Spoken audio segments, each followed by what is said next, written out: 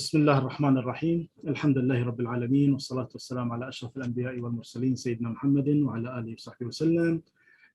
في البدء السلام عليكم جميعا ورحمة الله وبركاته. Good morning everybody and all participants. Today we have the lecture with Professor Ahmed Ennaoui. He is the President of the Scientific Council of Arizona, and he is the founder of the VLU, the Virtual Learning University, and editorial board solar energy material and solar cell in IEEE senior member. البروفيسور أحمد مؤسس جامعة التعلم الافتراضي، رئيس المجلس العلمي لمعهد بحوث الطاقة الشمسية والطاقة الجديدة. We are happy that you are today with us within which is the last lecture now at 11, and we will have the last one which is at 2 o'clock Moroccan time. So Professor Ahmed, please welcome. Thank you very much, Ustad Salim. I'm very happy today to give my lecture, which is related directly to my syllabus, and I will speak a little bit about it. So just here, I'm going to talk about photovoltaics, then power to X. X can be fuel or can be hydrogen. I will talk about building integrated photovoltaic. This means using photovoltaic in the building, and what's the digitalization will bring to us. And at the end, Ustad Salim will show some video which is related to my talk. So I am the founder of this virtual learning university, which is open to all Moroccan and Arabic world for free to learn and to meet each other virtually and to discuss projects in the future for the Arab world and the Arabic community. So I will talk a little bit about carbon neutral industry, نحو صناعة خالية من الكربون. I will talk about the quantum solar energy conversion. I call it like this because everything is coming from quantum of energy, التحويل الكمي للطاقة الشمسية. I will talk about photovoltaic and photoelectrochemistry. So if we want to talk about power to X, we have to involve photoelectrochemistry. توليد الكهرباء من الطاقة الشمسية هو يعني من جهة هناك الضوء ثم الضوء والكيمياء. Then I will talk about this photochemistry and green hydrogen. This means I will give a little bit more details, and we will discuss how to go from the knowledge to manufacturing. My career I started in France, so I was 27, I guess, 26, 27 years. Now I'm very old, retired, and I work as a teacher in a lycée agricole de Kitini. What I made here the logo, and meanwhile I'm doing my study in University de Bourgogne. So Kitini and the University of Bourgogne are about 5 kilometers. So I'm teaching this school, and so I get enough money to do my study and to have a respectable life at the time.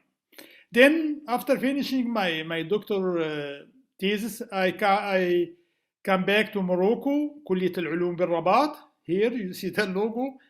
And then after some time, when I found that I cannot progress very much, especially in research, I can just teach, and just in the summer I can go abroad and make some research. I decided to go definitively from Morocco and to work in the Helmut Center Berlin, where I was lucky to meet a Professor Helmut Tribuch, where he was in California before, and then he got a job as a professor in Helmut Center Berlin. At that time it's called Han Meiter Institute, and I work with him for my habilitation. This means I am connected to Free University Berlin. Then afterward, when I finished this research, because habilitation means research and teaching, I had a job there, and then I have also honorary job or guest professor in Osaka University. So this is the logo of university. I had a very, very nice time with Japanese people. They are so nice and very interesting. Then I spent 2 years in Qatar, in Doha, and I teach at the Hamad Ibn Khalifa University, and I was a research director at KIRI, معهد قطر لبحوث البيئة والطاقة. Now we are working with SABAC للتعليم والتدريب, and we have, as you see, this 2 weeks of October, we have done a very good job. So let's go to the next. This is my syllabus, what I have to teach in this virtual learning university. I will teach solar photovoltaic technology. I cut it in pieces here. And this course is designed to provide students with a combination of theory and application skills in current and emerging photovoltaic technology. This is enough to say what is my course. But it covers solar energy insolation, so the solar radiation, computing the optimal tilt angle for solar panel, the solar cell physics and the fundamental photovoltaic and photochemistry, solar energy conversion, will be reviewed. And we will focus on wafer silicon photovoltaic technology compared to thin film immersion technology and the basic of manufacturing process for the production of solar panel and monolithic integration. Our interest will be also given to manufacturing resource limitation to terawatt photovoltaic and earth abundant material for PV technology. We will explore the energy conversion potential of advanced approach for improving photovoltaic performance, including a survey on other PV solar type like 3,5 compound, CPV, multi-junction structure, organic and inorganic photovoltaic. So all these topics will be in my course. The course will be completed with cell and module measurement and how solar cells are connected for module, etc., etc., and building integration photovoltaic also. So it will be a very nice course, very interesting for students which are interested to be specialized in photovoltaics, for students making their master degree, and even for students they are making their PhD. So of course there are some basic on quantum mechanics, statistical physics, solid state physics, material science to be known. This means the level of bachelor will be already there. So of course there are a lot of reference in the literature, books, etc. I will maybe provide my student with some PDF file of books. I have some books which are as PDF, and they can also give it to the students, so they don't need to buy books. But there are a lot of books for this course which are available in the literature. So Ustad Salem, someone is doing exactly the same than the last time with Badr Eken with some line on my screen. Can you do something again? Yes, go ahead, Professor. Okay, thank you very much. So I don't know who is doing this, but anyway. So in the part 1, we will study the solar radiation. I'm talking always about my syllabus. So everything is very well established. The physical solar cell and silicon wafer technology. The part 3 is silicon wafer manufacturing technology. The part 4 is thin film PV immersion technology. The part 5 is advanced solar cell design and next generation of PV technology. Then the part 6 is cell performance measurement. Part 7, cell performance analysis. part 8, solar photovoltaic system design. And there is another part where we will study the PV market and economy, and we can also, with students in a small group, they can make some project work, and we will see how to find industry which can be interested on our on this course to enroll our virtual student. Okay, I will, of course, it will be 60 hours.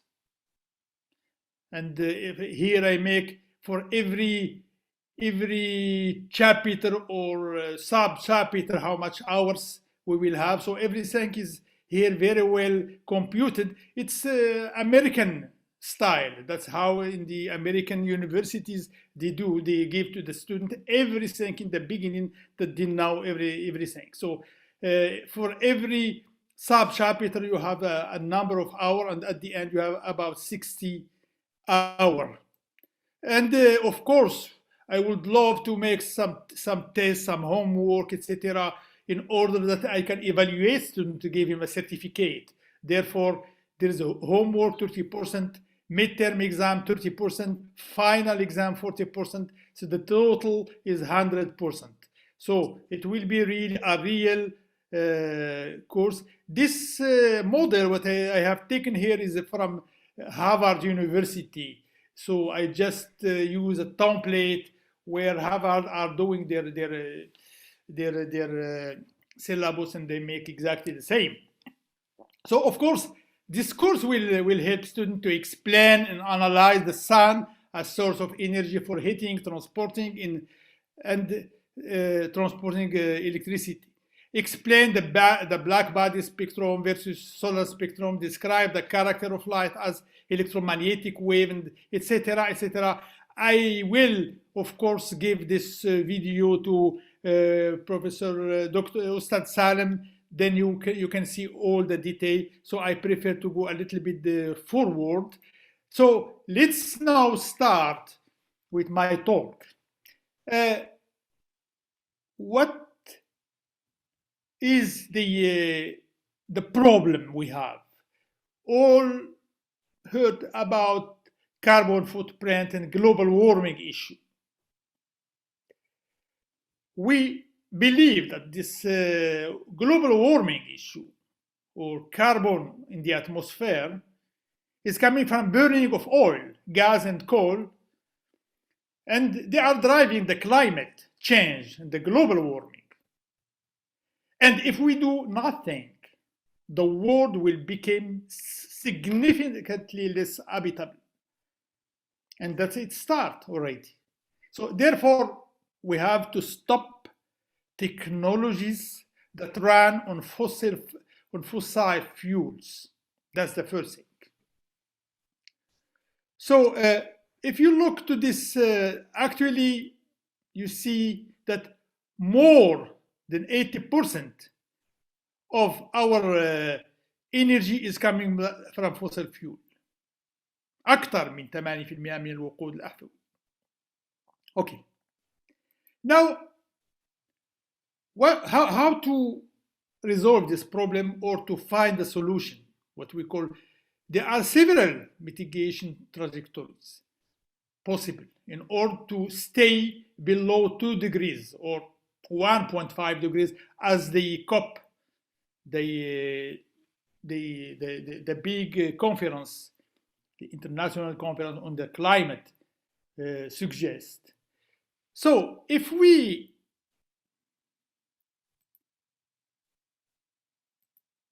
go like we are now, this means we are already at the 50 ton of CO2 emitted per year, about. We go straight ahead, business as usual. This means we continue at the rate, at the same emission rate that we have already. That's one possibility. The second possibility is to find solution now, and we say, okay, we have 50 ton of carbon dioxide emitted per year, and we stay with this. And the politician says, okay, if you stay with this 50 in your country, then you don't pay taxes, etc., etc. And the third one, which is much better, much intelligent, is to avoid exceeding the 2 degrees by the end of this century. This means we have to find solution to absorb the CO2 that we have already in the atmosphere, and not to produce a new one, and to have to give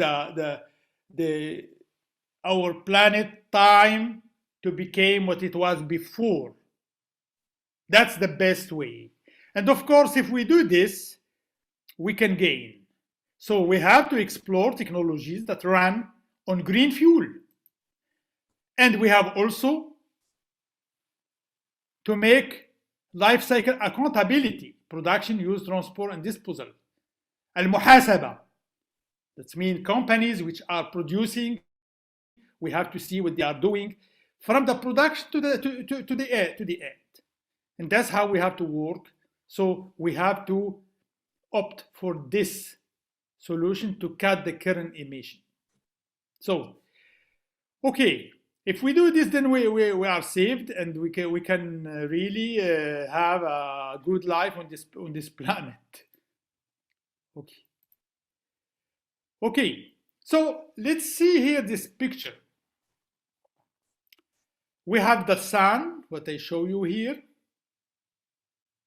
That's the solar spectrum, where you have UV, visible, and infrared. You have wind energy also.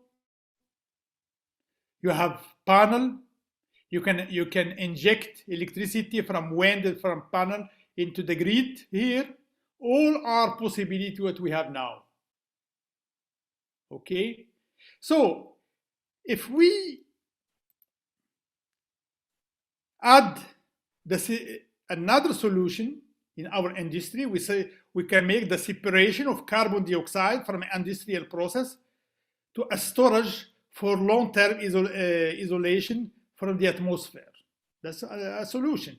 We can find the old mine, for example, to store CO2. We can use CO2 together with another gas I will show you, and to produce a green fuel, etc., etc. So we have our intelligence, and we have the sun to do this. There is what we call the production of hydrogen using electrolyzer. So we can power supply what we call electrolyzer. The electrolyzer is one system, one reactor with 2 electrodes, anode and cathode, and we can produce oxygen on the anode and hydrogen on the cathode, and we can store this hydrogen in a compressed system, or there are materials which you can intercalate hydrogen, and also is another solution which is under research and development. So the storage and the production of hydrogen are the issue here. Then, of course, you can use this hydrogen for what we call a fuel cell, where you need catalyst, you need membrane, and you can have a hydrogen car. So there are a lot of R&D to find the right catalyst, the right membrane. So in this part here, this horizontal part here, electrical grid and renewable energy, science and technology, we have a lot of things to do.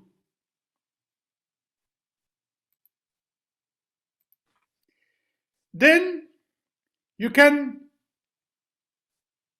find a solution, as I told you, where you can take the carbon dioxide from the company who produce too much carbon dioxide in the atmosphere, to fix the CO2 with hydrogen, with green hydrogen, to produce methane. This is called methanation, and to produce water. That's another process. This hydrogen, what you also can go through pipeline to Europe, for example, or to other countries, and to be used. You can also produce green fuel also with this hydrogen and carbon dioxide. Then there is another process which called Haber-Bosch process, where you can mix hydrogen, what you produce here with electrolyzer, with nitrogen from the air to fabricate fertilizers, ammoniac. So this is all possibility what they have to be used, what I call sustainable development or sustainable techniques. Okay, let's now go to another process. The nature have already used solar spectrum to fix carbon dioxide and to liberate oxygen using the quantum of energy, what we call here h-nu. H-nu is related by this relationship, what we call Broglie is a French Nobel Prize from the last century, where he find that the light is particles and wave, and he make this relationship, which is experimentally proved. So the nature or the tree or leaf, they fix and they take carbon dioxide from the atmosphere, they use the light, and they use a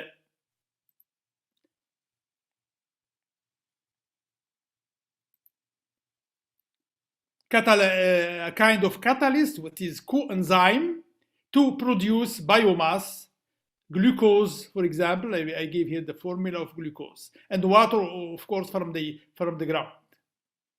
So the question is, can we find in the lab a process to do this?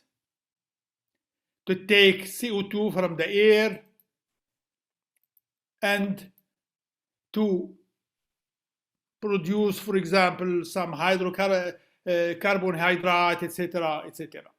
Yes, it is. In the lab, it's already done. And there are 4 processes here. The light absorption.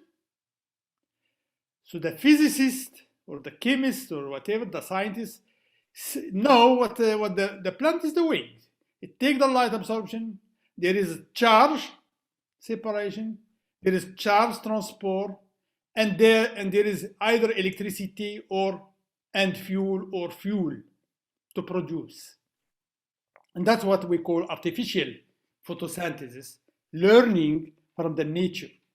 So that's what we have to do in the future. So the plant here release oxygen into the atmosphere. We can do exactly the same. The life on Earth is fueled by oxygen from the photosynthesis. We can also do the same, and to emit the nature. Okay. If you look to this schematic here, I just show you here the how the power characteristic of a solar cell look like without making any demonstration how I did this, but we will do it afterward. What you see here is the energy what your solar cell will give you by the absorption of the light. And it's already $ per watt peak. You can call it already, it's money. And this energy here, what your solar cell will give you, is what I put here in the numerator here, up, is the current of this point here, multiplied by the voltage of this point, which will give you this power, what you see here in watt, or ampere per square meter per volt. It's the same. It's just the international unit. Then you divide it by 1000 watt per square meter. That's exactly what the sun will give you at noon when the sun in the zenith. And that's the efficiency of a solar cell. That's exactly the efficiency. And of course, it's the standard efficiency because you choose the best conditions. You say, I have really 1000 watt per square meter, and I have taken the best of this energy, and that's the how it works. Of course, if you see here this solar spectrum, one of the problem already emerged here, that there is now one single material who can take the whole spectrum here.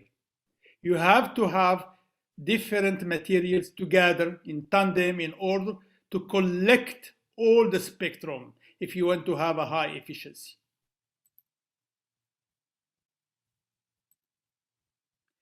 And of course, whatever you do with your material, there is a limit, a theoretical limit. And it's already known. For example, for silicon, it's already known, it's about 30%, 29, 30% efficiency. And we need more. So we have to do with a lot of parameters. The first parameter we have to do is to know our place, how much energy we collect. I did this exercise with the student from Laayoune, from the École ESTL Laayoune, and we worked very much to find about knowing the latitude and altitude of Laayoune and how much energy they get, etc., etc.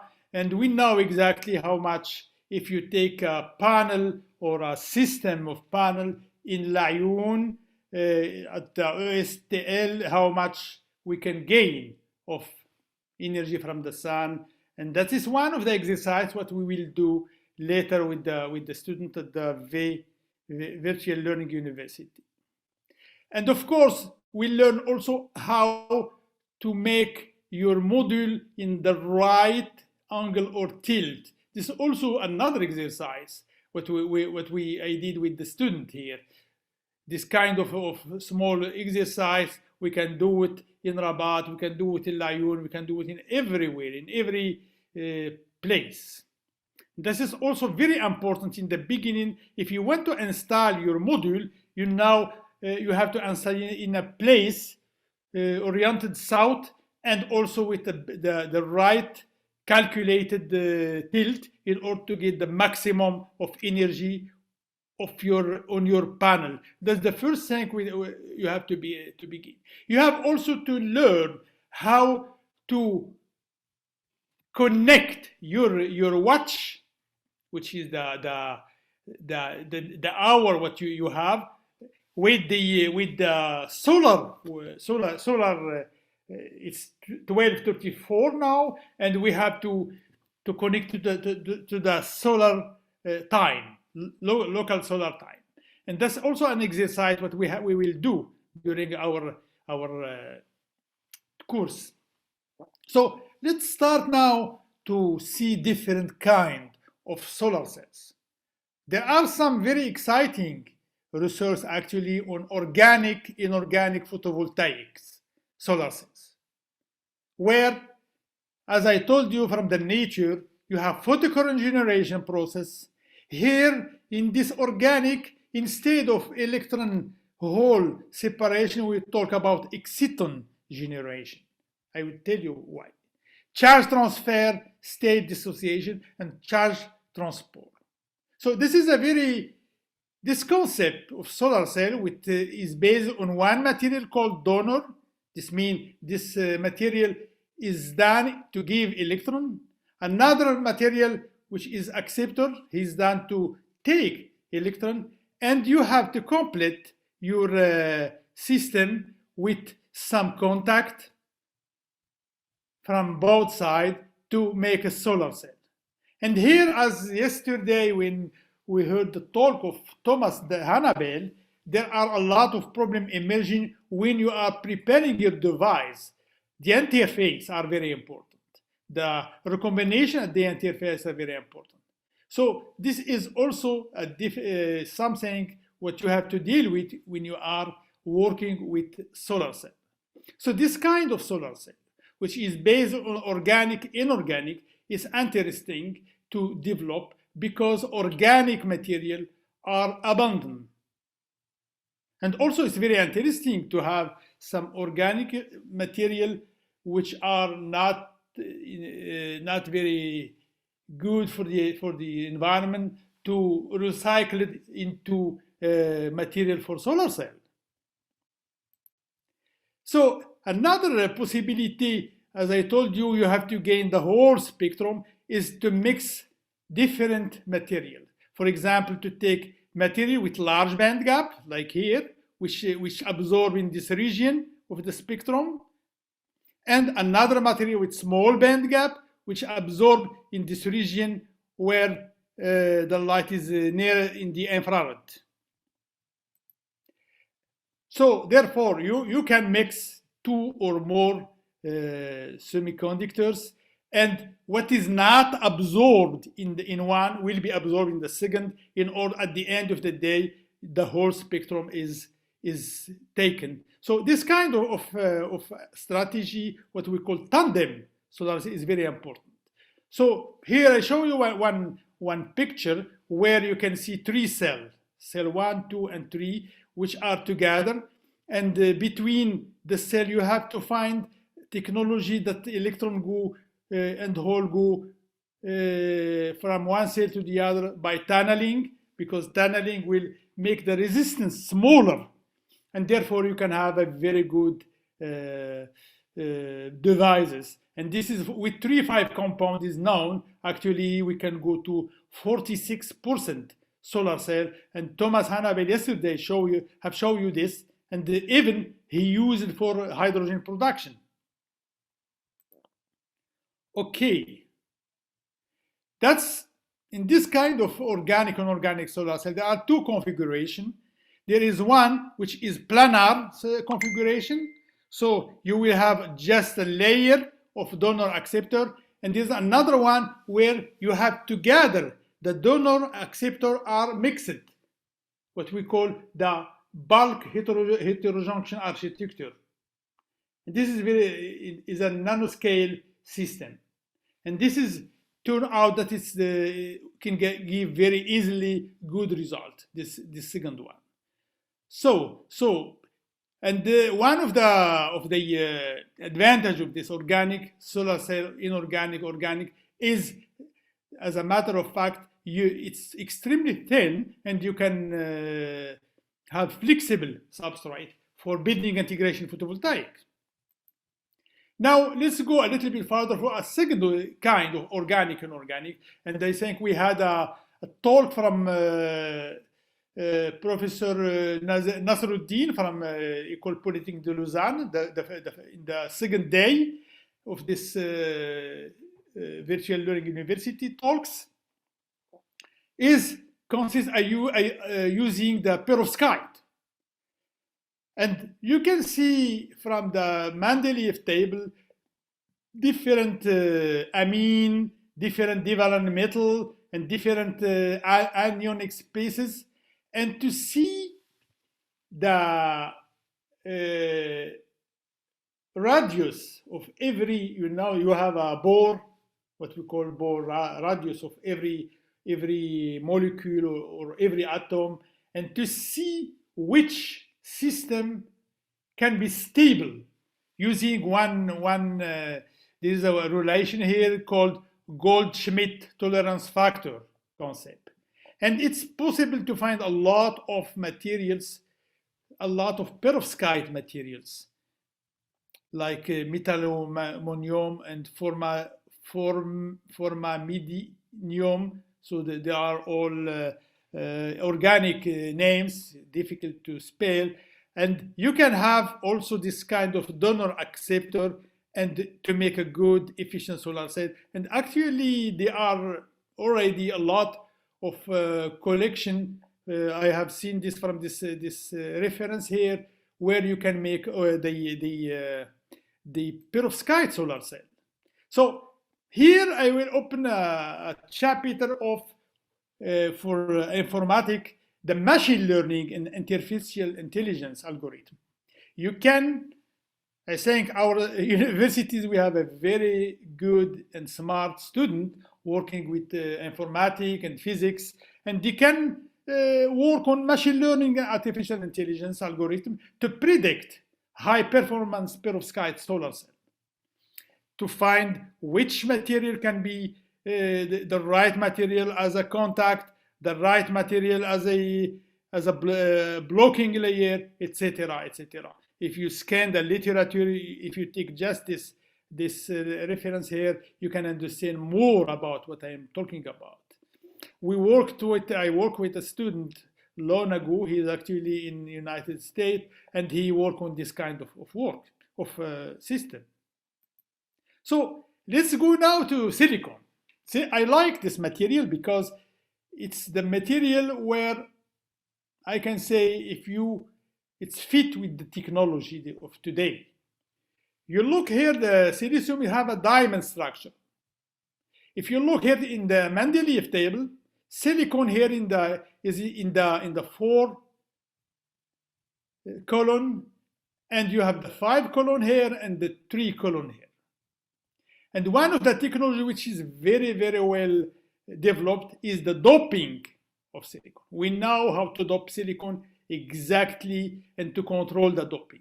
So if you start with the silicon as an intrinsic material mean that the Fermi level is in the middle between the valence band and the conduction band, and there is now impurities. We suppose that we have a very good method to prepare silicon in a high purity. Then, if you dope it with N-type, you can dope the N-type here. So you bring 1 extra electron. So if you bring for 1 atom 1 extra electron, this means you bring for a atom gram about 10 to 23. So you need a very small amount of doping. For example, from the phosphor or arsenic here, because phosphor and arsenic are in the column 5. This means 4 plus 1 is equal 5. Then you have excess of electron.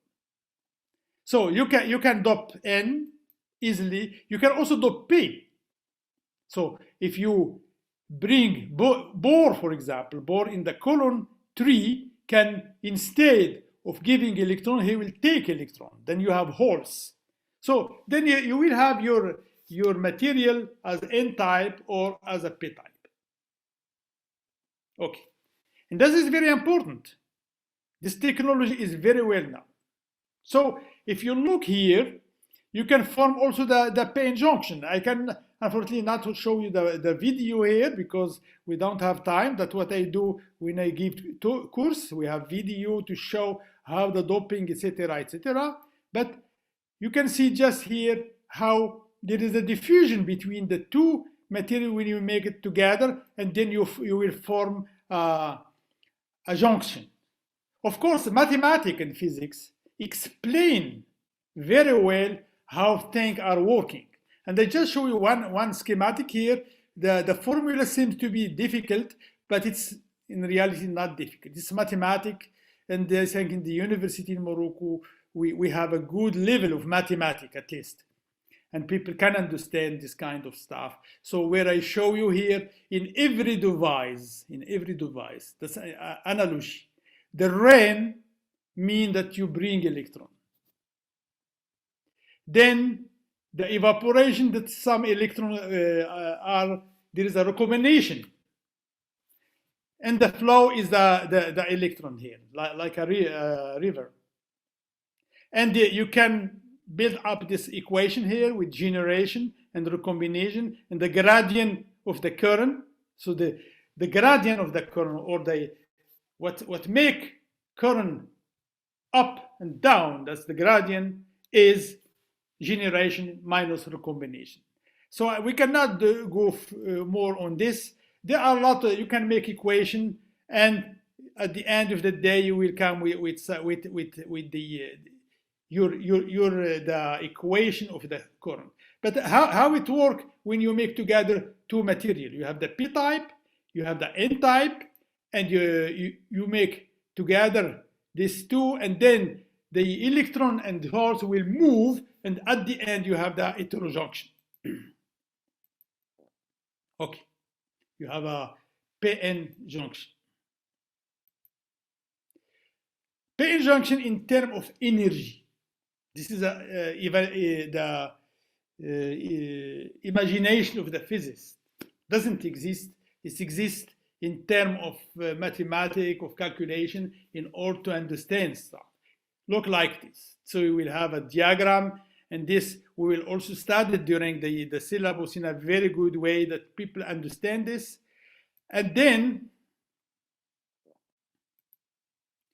and you will have, you will be, in this course, you will know what is minority carrier, what is majority carrier, and all this stuff.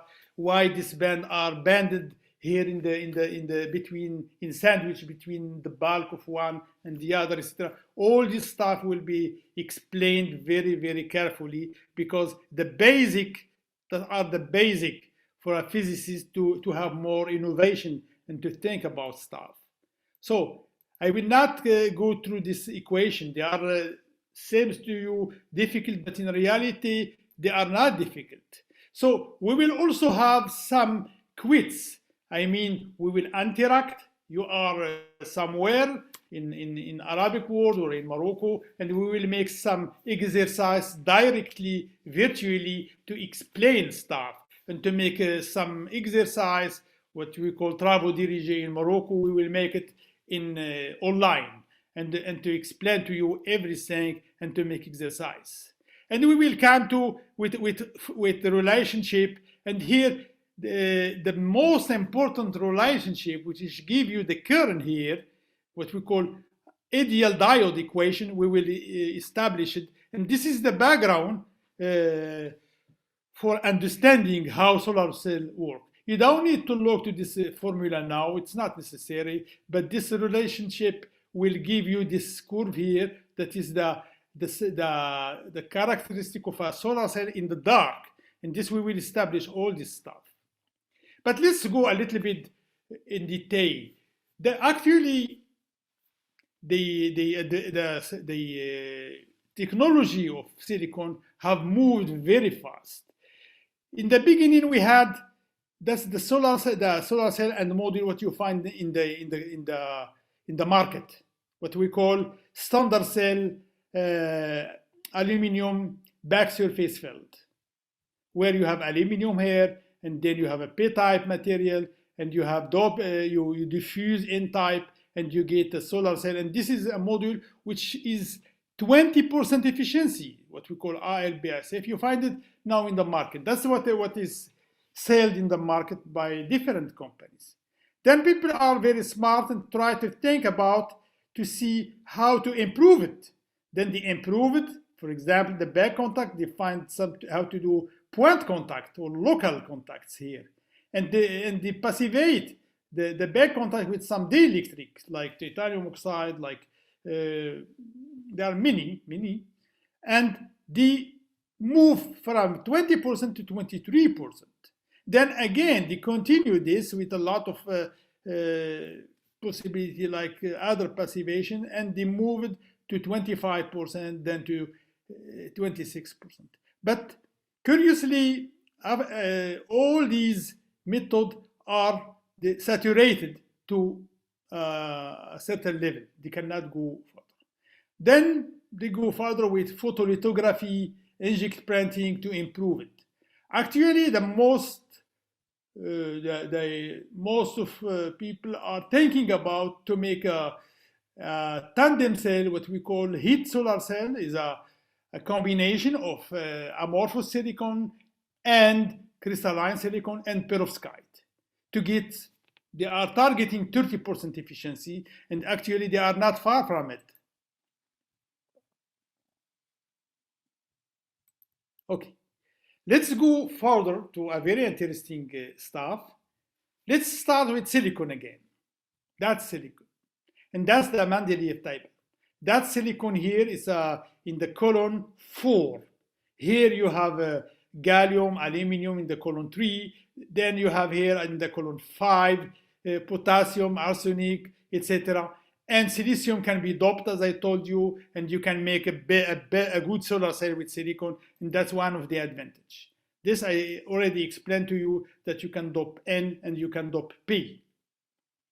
Now, we can go from silicon to 2,5,2,6 compound or 3,5 compound. So if you look to the Mendeleev table, you have like the colon 3, the colon 2, the colon 3, the colon 5, and we can make different kind of material like cadmium telluride, zinc sulfide, indium phosphide, gallium arsenide. So already here, there are two kinds of material. Some material here, like 2,6 compounds, are very cheap. Or the method used to make this material, you can make it cheaper. Then there are the material like 3,5 compound, you need a very sophisticated method to make it. Because the 3,5 compound, they can give you a very high efficiency. However, you have to have it in a very pure form. And only with doping you can get what you want. Here, the doping is just a natural doping with compensation. Okay? Now, you can go further and you can fabricate 1,3,6,2 compound, the ternary compound. From the other side also you can form compound. It's always this series here is extremely difficult. So there are two kinds of scientists. The scientists, they want to stay with a very expensive method and make everything good, and scientists who want to work with a very cheap method. So already the world is divided into two. This 3,5 compounds are very well organized, very well developed, because during the Cold War between East and West, there is the technology of infrared detectors was developed very well, and you can make a very good infrared detectors for espionage and for a lot of stuff with this. And even now we use it for infrared detector. Here is more for solar cell. So there are actually this roadmap to go from zinc blende, which is this structure here, to chalcopyrite, which is copper, indium, gallium selenide, to kiesterite. Kiesterite is based on copper, zinc 10 selenide. This means we don't have indium, because indium is very, very expensive, and even it's very well used in screen, in movie screen, it's in television screen, and therefore it's very expensive. So kiesterite can be replaced by if you replace indium by 10, you can get this kiesterite structure. That's how it's very interesting, this technology to use copper, indium, gallium sulfide selenide. I worked many years with this technology, and it's based on molybdenum. Then you have a layer of your copper, indium, gallium selenide. Then you have cadmium sulfide, zinc oxide, and you have a solar cell. And actually, you can have about 23% efficiency. The technology is interesting because you can make it monolithically integrated. And I show you here how it works. You need a laser. You need to make a substrate.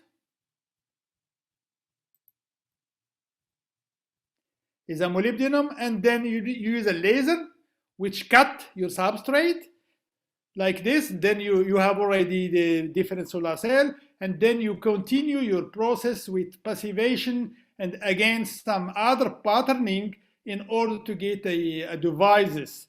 And this devices is a monolithically integrated. So the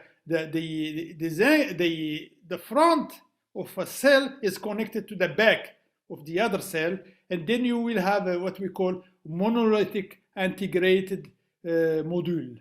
And this is a very good technology for building integration photovoltaics. And you can have as much voltage you want. You have just by cutting with laser, you can cut as much feature you want in order to have the maximum of voltage. And this is very interesting. That's technology called monolithic integration photovoltaics. I worked on a project my last time in Helmholtz-Zentrum Berlin in Germany. I worked with some students, especially from China and Korea, the two guys here, Wang and Lin, and we have developed another method to prepare the copper indium gallium selenide, what we call inject printing. And of course, we have made a lot of work, background work, in order to know exactly how to make ink formulation, to formulate ink. And then we are able to inject, to print with inkjet printer, drop on demand inkjet printer layers, etc., and to make a solar cell. And we had about 11% efficiency with this solar cell. And we even published this work in a journal called Energy and Environment Science in 2016. And the Energy and Environment Science is a impact factor of, I think, 25 or something like this. So it's a very good work. So our strategy is to make solar cell efficient, thinner, cheaper, faster. Because this method of roll-to-roll thin film technology is very interesting. You have just to make a roll, you cut it, and you make the cell one near the other, the back contact with one, with the front contact with the other, and you have module. And this is a very good technology, which when I was in Qatar, I want to develop, but I don't stay enough time to do it. So this is, of course, this kind of work, the whole work with ink formulation and manufacturing roll-to-roll thin film. So it's very interesting to be connected with my colleagues like Professor Ben Youssef to make some proof of concept based on modeling and on simulation. So we can identify suitable material for PV conversion. We can, once we have a lot of material, we can narrow down of the choose based on processing and economic availability and evaluating efficiency limitation in such system, etc., and measuring the different physical parameters like reflection, transmission, etc., and we can do a very good work. So just from Mendeleev table, you can go to device with cheap device. As I told you, cheaper, thinner, and faster methods. Okay. So of course there are many small applications like this, what is you see here, because you have you can make this on flexible substrate. You can make a lot of applications. And I advise students in Morocco who are graduated to try to make startup based on this stuff here, and you can make this kind of thing here where you can have you can make a small town with the television and everything, Wi-Fi, internet, etc. And this kind of stuff is very, very interesting. You have just to go ahead and to think about innovative stuff. Also, I say this again to the student when I teach in Ennaoui, that in the Sahara one can stay working with with the same conditions, the same culture, but adding this kind of stuff here in order to have ventilation, in order to have lamp, etc., and using PV. So PV module, ventilation, LED, light emitting diode lantern, USB recharge battery, etc. This kind of project can bring a lot of money and make the life better for people in the region, like in the Sahara, like Ennaoui, etc.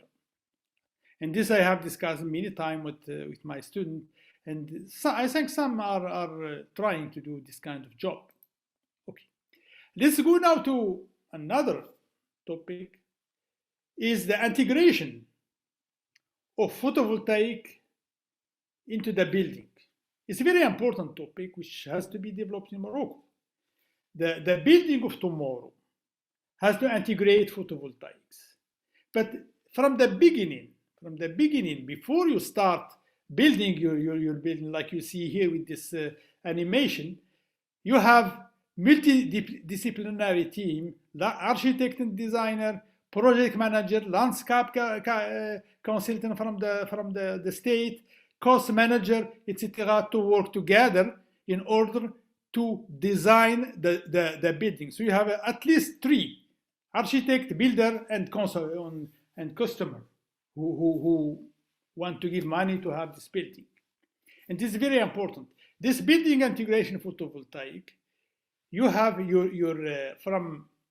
of course you have the skeleton of your building as you see here, but afterward the whole stuff, what we call in French la finition, in Morocco we know it like this: when you build your house, you start first to build the house, and then the big problem is la finition, how to make the thing beautiful, etc. Then you have to use the photovoltaic.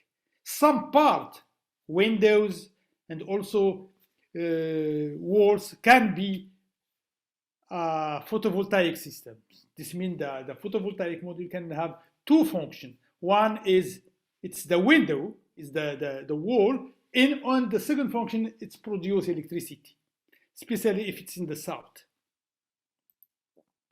Okay, here is the same. I just try to make think much more business. That I gave already this presentation in Solar Decathlon a few years ago, and you have what we call peer-to-peer decentralization of solar electrical energy. If you do this kind of building integration, you have the BIPV parity moving to the economy of scale. Now, in another way, with building integration of photovoltaics, this means everyone who wants to build a house or a hotel or whatever, or school, he will use building integration photovoltaics. So you go to the economy of scale. So if you, for example, you have a business in Morocco, you sell the PV module, and you try to innovate in your small company to make it in a way that you mix the technology of the module with the architecture of Morocco, then you can gain, because you have a big market. And of course, when you are working on this, then you have PV and storage. So you have to take care that in the night you have no light. Therefore, you have to integrate the storage. And they say we have people in our virtual learning university can help people in terms of storage, especially lithium batteries. So that's I will move a little bit faster, but because I told you about that we can mix the culture and the technology. You can see here that we can integrate such stuff here with photovoltaics. So you don't see the module, you see only the beautiful architecture of Morocco, but somewhere here there are modules which produce electricity and maybe pump water from the ground to this little thing here, something like this. So you can have some historical building and local pattern. So one have to innovate in this way. Then here, the most important is the education. Education is everything, the capacity building. Okay. So another subject that I would like to think about is what we call blockchain and building integration of photovoltaic. You can imagine a community where some people they have module, and this means we call it the prosumer. This means they have electricity, they can give it to their neighbor, what we call it consumer. This is blockchain called. And even you can forget about money in the future, and you just by telephone you can send him some Bitcoin, for example, encrypted money. And so it will be a kind of business between community here, what you see, this blockchain, and the state here has nothing to do. The only thing what the state will do is they know that this guy here, he sell electricity to this guy, the consumer, and he gets some money. So they have to take their taxes, the state, because everything is online with digitalization, and therefore they can control. The state can control the taxes very well. And this kind of blockchain is very important for the future. After, in Morocco, for example, we have the digitalization is advanced. That's another topic which is very interesting. So we can have microgrid blockchain, automated program, smart contract that can replace the need of intermediate. The intermediate is the state. The state should not come here and say, why you sell electricity to your neighbor?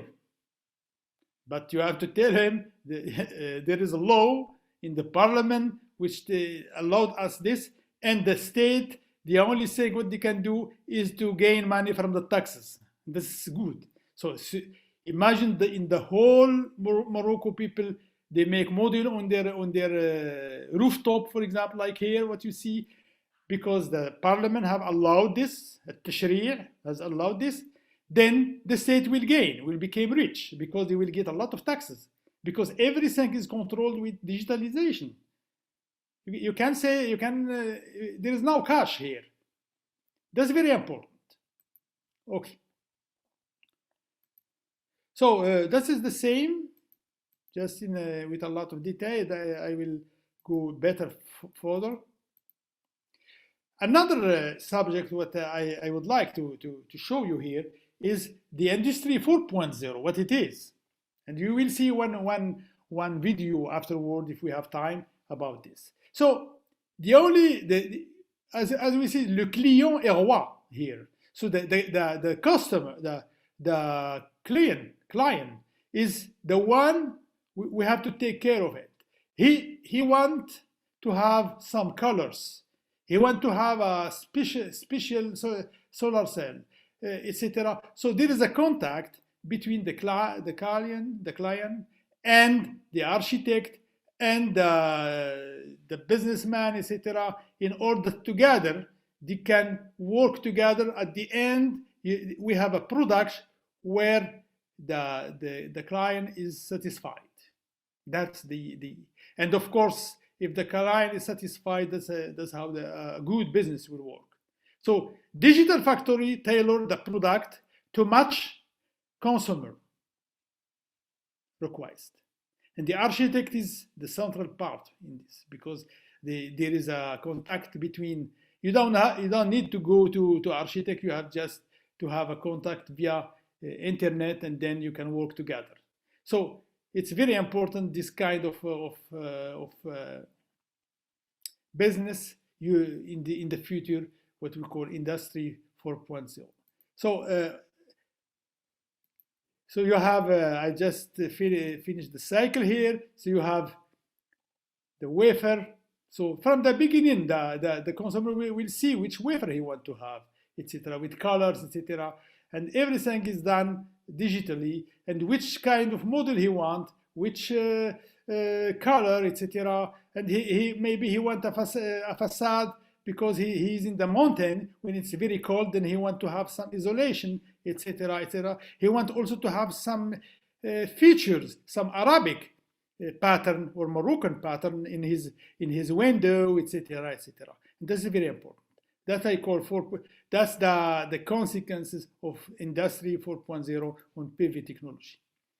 Now, one very important topic: how does the temperature affect the performance of PV panel? We work very much on this topic in Ennaoui with the student, because the temperature is very important there in the desert. So we know that you have the light from the sun provides the radiation, including heat.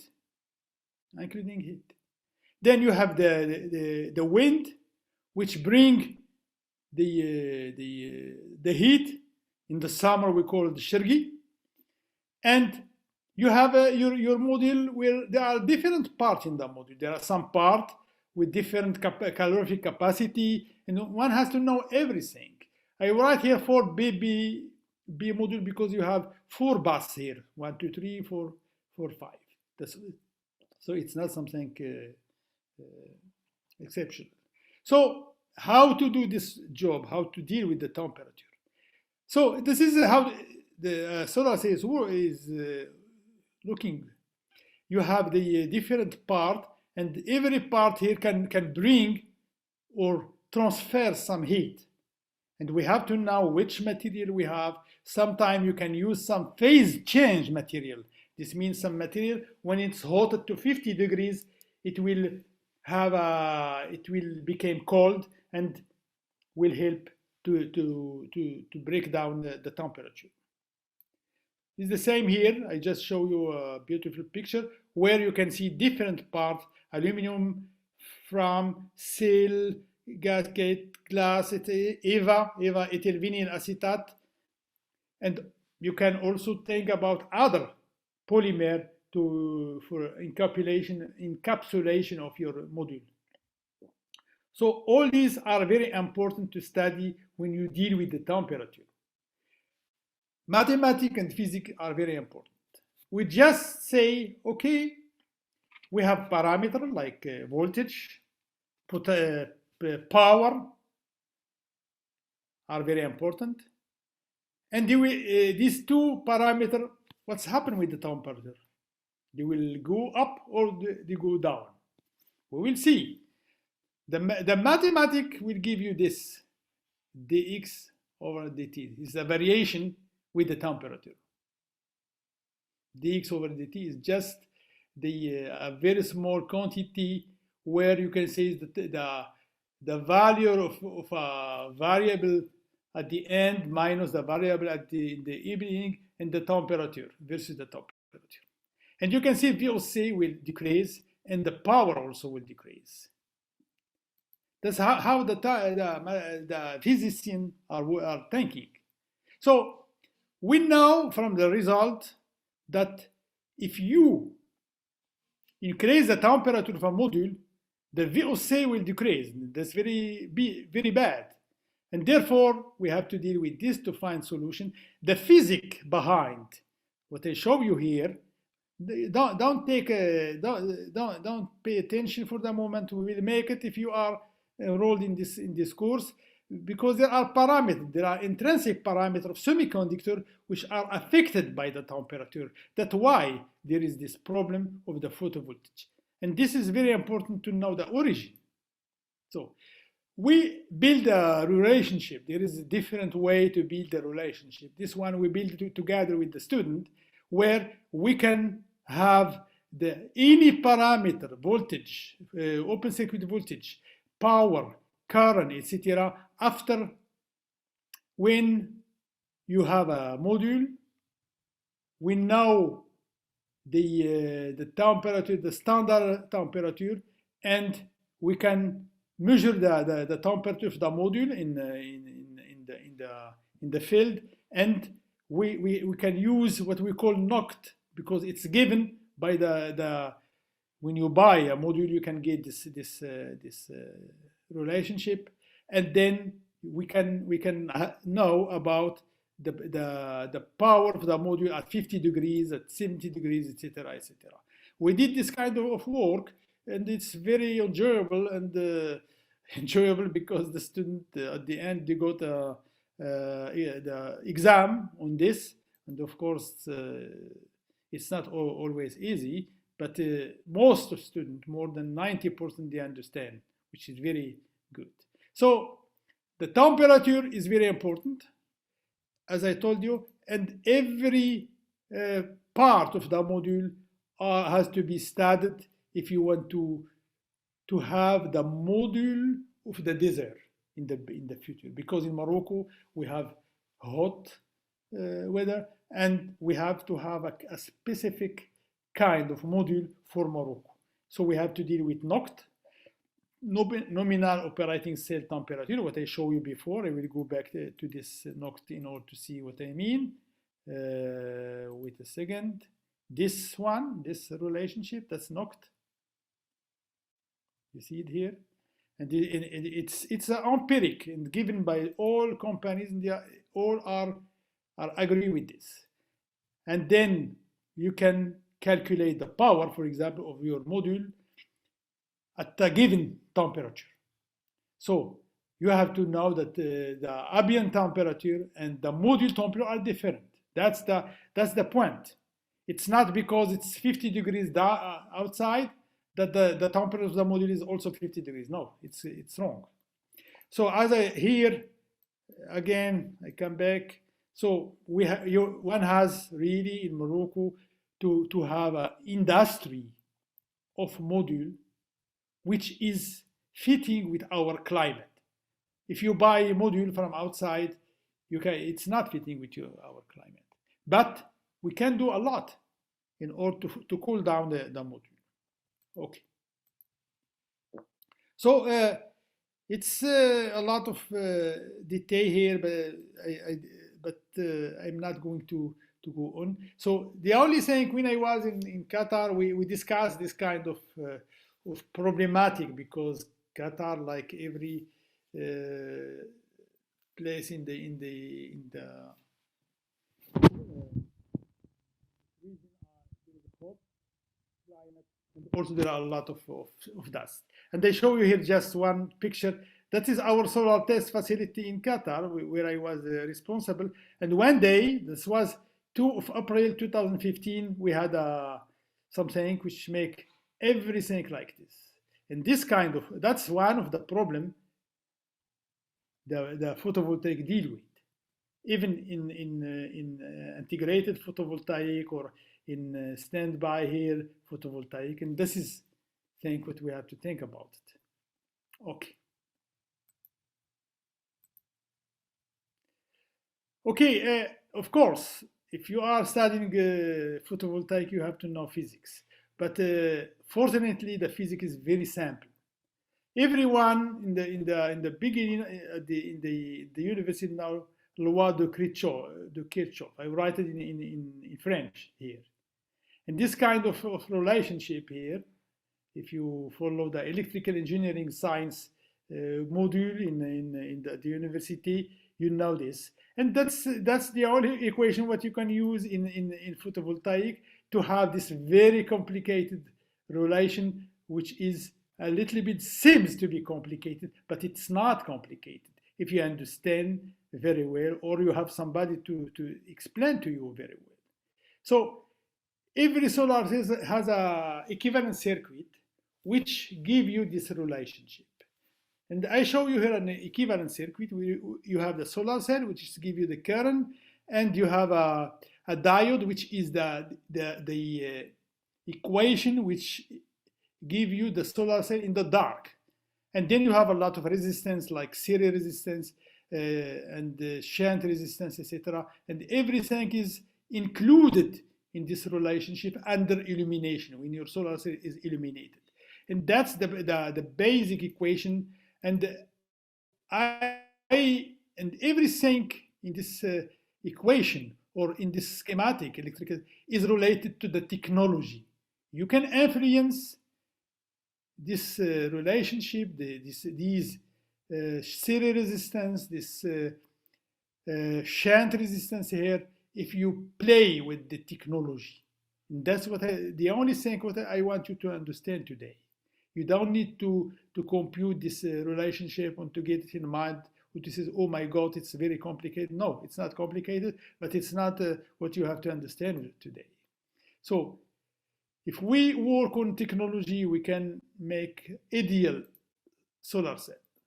So I will go a little bit fast. Of course, there are some parameters what you have to add to this equation, which they are rather empiric. Here, for example, non-ideality factor, which is between 1 and 2. And now with this, you have the whole equation here, what you need, where you can see the Kirchhoff law. You have the ED, you have the E shunt, etc. Okay. This is also saying which maybe you have to know already, or you have to know now, is we can make solar cell in series, like you see here. You see here I wrote 2BB because you have two bus, 1 and 2, and that's a solar cell. And you can make this solar cell in series. You have 1, 2, 3, 4, 5, 6, 7, 8, 9 solar cell here. And this, you can add the voltage. Okay. So I imagine that somebody in Morocco have a startup. He buy from outside solar cell like this, and you can mount it in Morocco and make a business with different way. It's possible. That's what Chinese do, actually. So that's a module here where all cells are in series. I show you a mini module. Now you have a big module. Is always the 2BB cell. And here you can see module in series. And you have just to know, when you make module in series, you have V plus V plus V is 3V, A plus A plus A is A. That's how an engineer think. This means you add the voltage, but the current of one cell, that's what you get at the end. You cannot add, when you make series, you cannot add the current, but you add only the voltage, like what you see here. Okay, that's important. You can do the same with parallel. In parallel, you have another relation. V plus V plus V is V, but A plus A plus A is 3. So if you want a lot of current, you have to make the module in parallel. If you want to have a lot of voltage, you have to make it in series. That's the only thing you have to know here. So here you can make a mixture, parallel and series also, which is possible. You can also have this kind of mixture also. So there are many ways. There are a lot of slides what I normally don't want to show here, but this one is interesting to show how the characteristic of a solar cell will, or how the series and shunt resistance are affecting the power output characteristic. You can see here this quality factor affect the solar cell. The shunt resistance affect the solar cell, and the series resistance also affect the solar cell. So these stuff can be studied in detail in the course. Okay. Yeah, of course, the other thing which is important is when you buy a module from the industry, they give you the module under standard condition. This means they measure the power output characteristic of the module, and they say you that's 10 kilowatt module, for example, or 20 kilowatt. But the reality is this value is for the ideal condition. This means your module get 1000 watt per square meter and 25 degrees, which is not the case in Morocco. In every place is more than that. And therefore, one has to be very careful. And therefore, we have to have in Morocco a special place when you can test your module. And this is what we call sun simulator. This means that you simulate your module, you simulate your light intensity of the sun, and you have exactly the same 1000 watt per square meter here to measure your efficiency. I put here a small sun simulator, but there are simulators for module. This kind of measurement you can find by Erizen, for example. They have this kind of measurement, and this is very important to have in Morocco. in order to measure your module after 10 years of working, because when you buy a module, you have 25 or 20 years guarantee, and you have to see if it's still working or not. Okay. One important thing is what we call the spectral response of your solar cell. And when you illuminate your solar cell, your spectra contain a lot of colors, a lot of wavelength, a lot of energy. And you have to have the spectral response of your solar cell. This is also a very important characteristic of a solar cell to know. And it looks like this. You have the spectral response intensity in current, or if it's normalized, it can be really in percentage. And you can know the spectral response of your solar cell. This is also a good parameter. That's the setup where you can use to measure your spectral response. You need really, and this is very interesting to know what it is. You have a lamp, and you have something we call chopper, which is turning, so it will give you 0 or 1. You can call it like this. And then it go to a monochromator, and then you have your solar cell, what you are measuring, and a reference silicon solar cell, what you see here. And then you can measure for every wavelength. For every wavelength, you can measure the current. You have what we call a lock-in amplifier. It's called, in French, détection synchrone. This means it will measure only the photocurrent, not the dark current, because the chopper will make the difference, because the chopper is related to this lock-in, and this lock-in is analyze what's coming from the solar cell and what is coming from the chopper, and make the difference and give you only the photocurrent. This is very interesting setup. Of course, there is one part which is a little bit expensive, what we call lock-in amplifier, and this is which give you exactly this kind of analyze this kind of sign, which is coming from the fact that you have a chopper which is turning here and give you dark and light. So, and of course, we did a lot of work with the student in Ennaoui with this kind of measurement, and they enjoy it.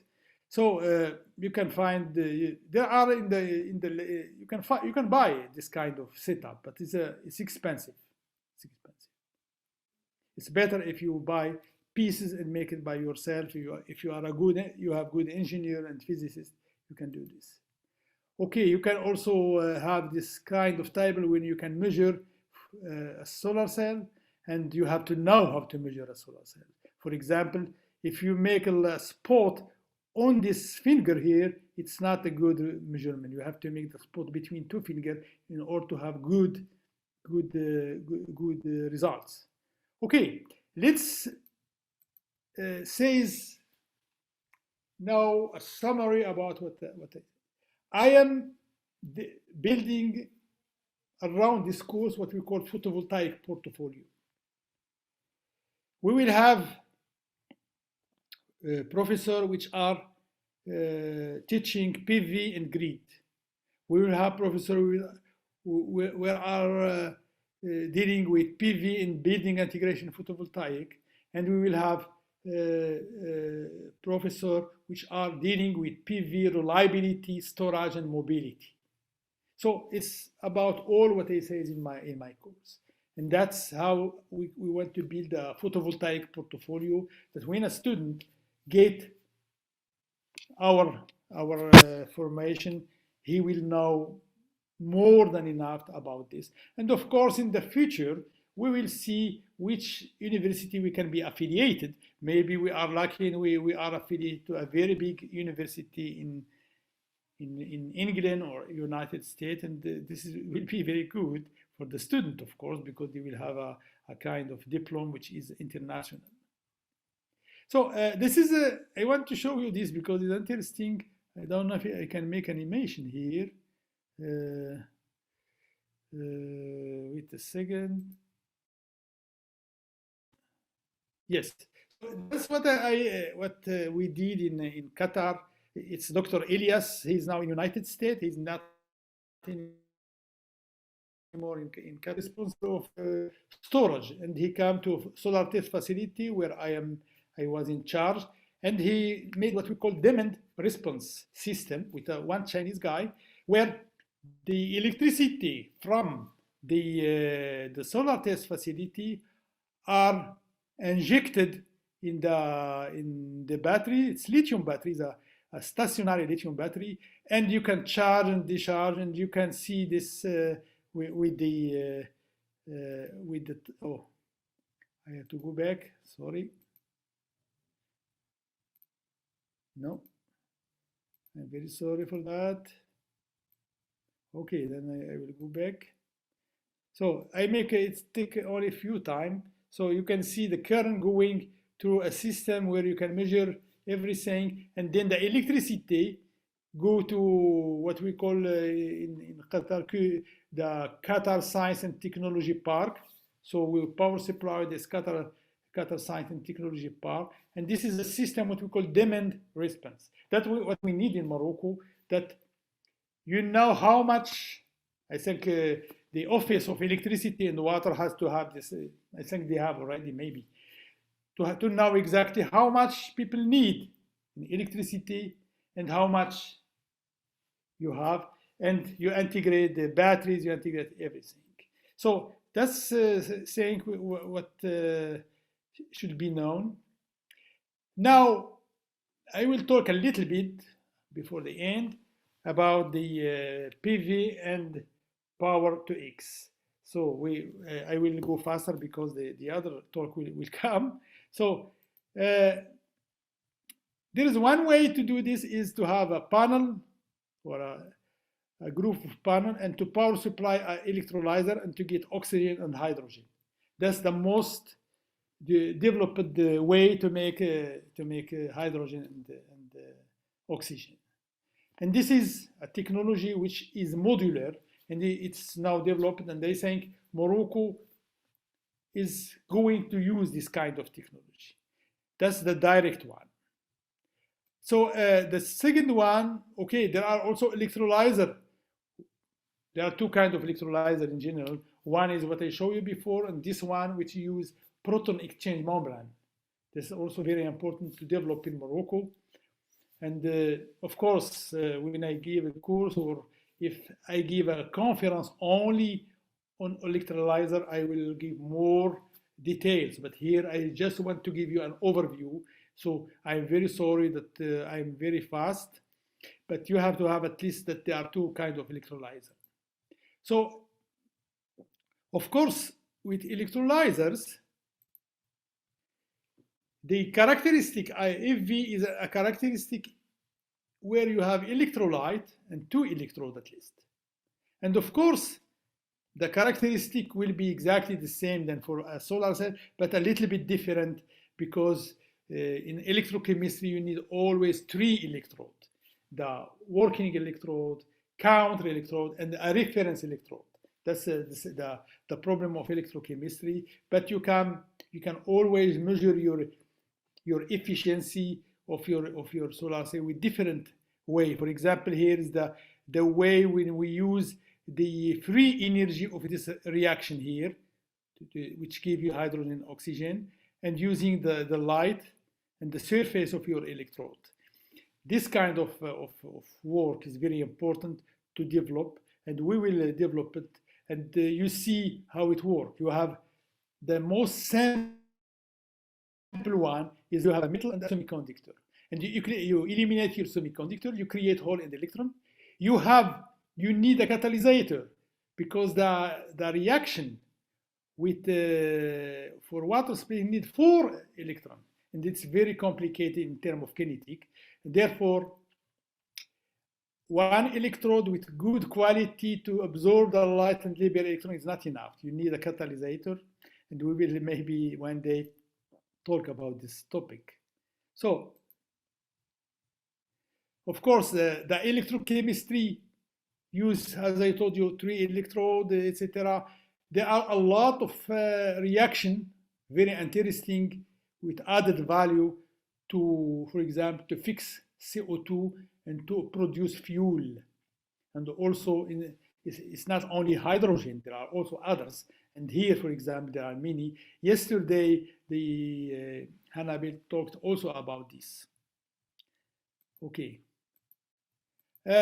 Again, this power to X, you have the power of the sun, electrolyzers. You can have also wind. You can power your PV with the sun. Then you have methanation. I told you before, you can use this hydrogen, what you produce, and carbon dioxide from the air to get methane. You can also produce green fuel. I show you some reaction which form other kind of hydrocarbon. You can also prepare fertilizers, ammoniac, and hydrogen. You can make it in pipeline and send it to Europe, and we have our gas, hydrogen, to sell to Europe. That's in the future for our country, if we are able to understand the technology and to establish the technology in Morocco. It's very difficult, this problem with production of hydrogen. It's not so easy because to fix CO2 is very difficult. CO2 is the most oxidized form of carbon, extremely stable. So 4+4 in terms of oxidation degree compared to the other entity like carbon monoxide, formic acid, methanol, methane, etc. Therefore, chemists working on catalysator should do a lot of research in Morocco. It will help the country. It will help to develop this field. So this is a message to chemists. Well, it's the same here, just I repeat here, all reaction, what you see here, unfortunately, they are closed to the free energy of water splitting. And therefore, it's very difficult to separate all this. So we have to do a lot of work in order to be able to have not only hydrogen, or we have to have method to separate different species. I want to go faster. This is one kind of possibility to mix both method, the direct method, which use PV to produce hydrogen, and the electrochemical method to have one electrode to produce hydrogen. And that's one of the things that I would like to see universities working on this kind of prototype to develop, because you can gain from both sides, from the direct way with the one which emit the nature. So membrane are very important to be developed. And at the end, I want you to see this. Actually, in Morocco, we have a lot of good scientists in the university.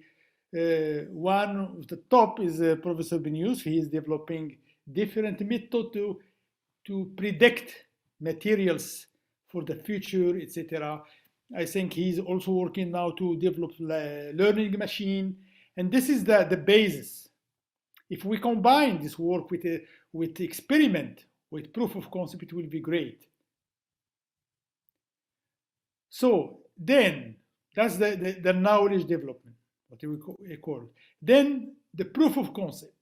When you have something in the lab which is working very good, you try to make it as good as possible in terms of stability, of price, etc., in order to present it to the industry, because industry are very careful with money. They will not accept anything from you, except if they are sure that it's working very good.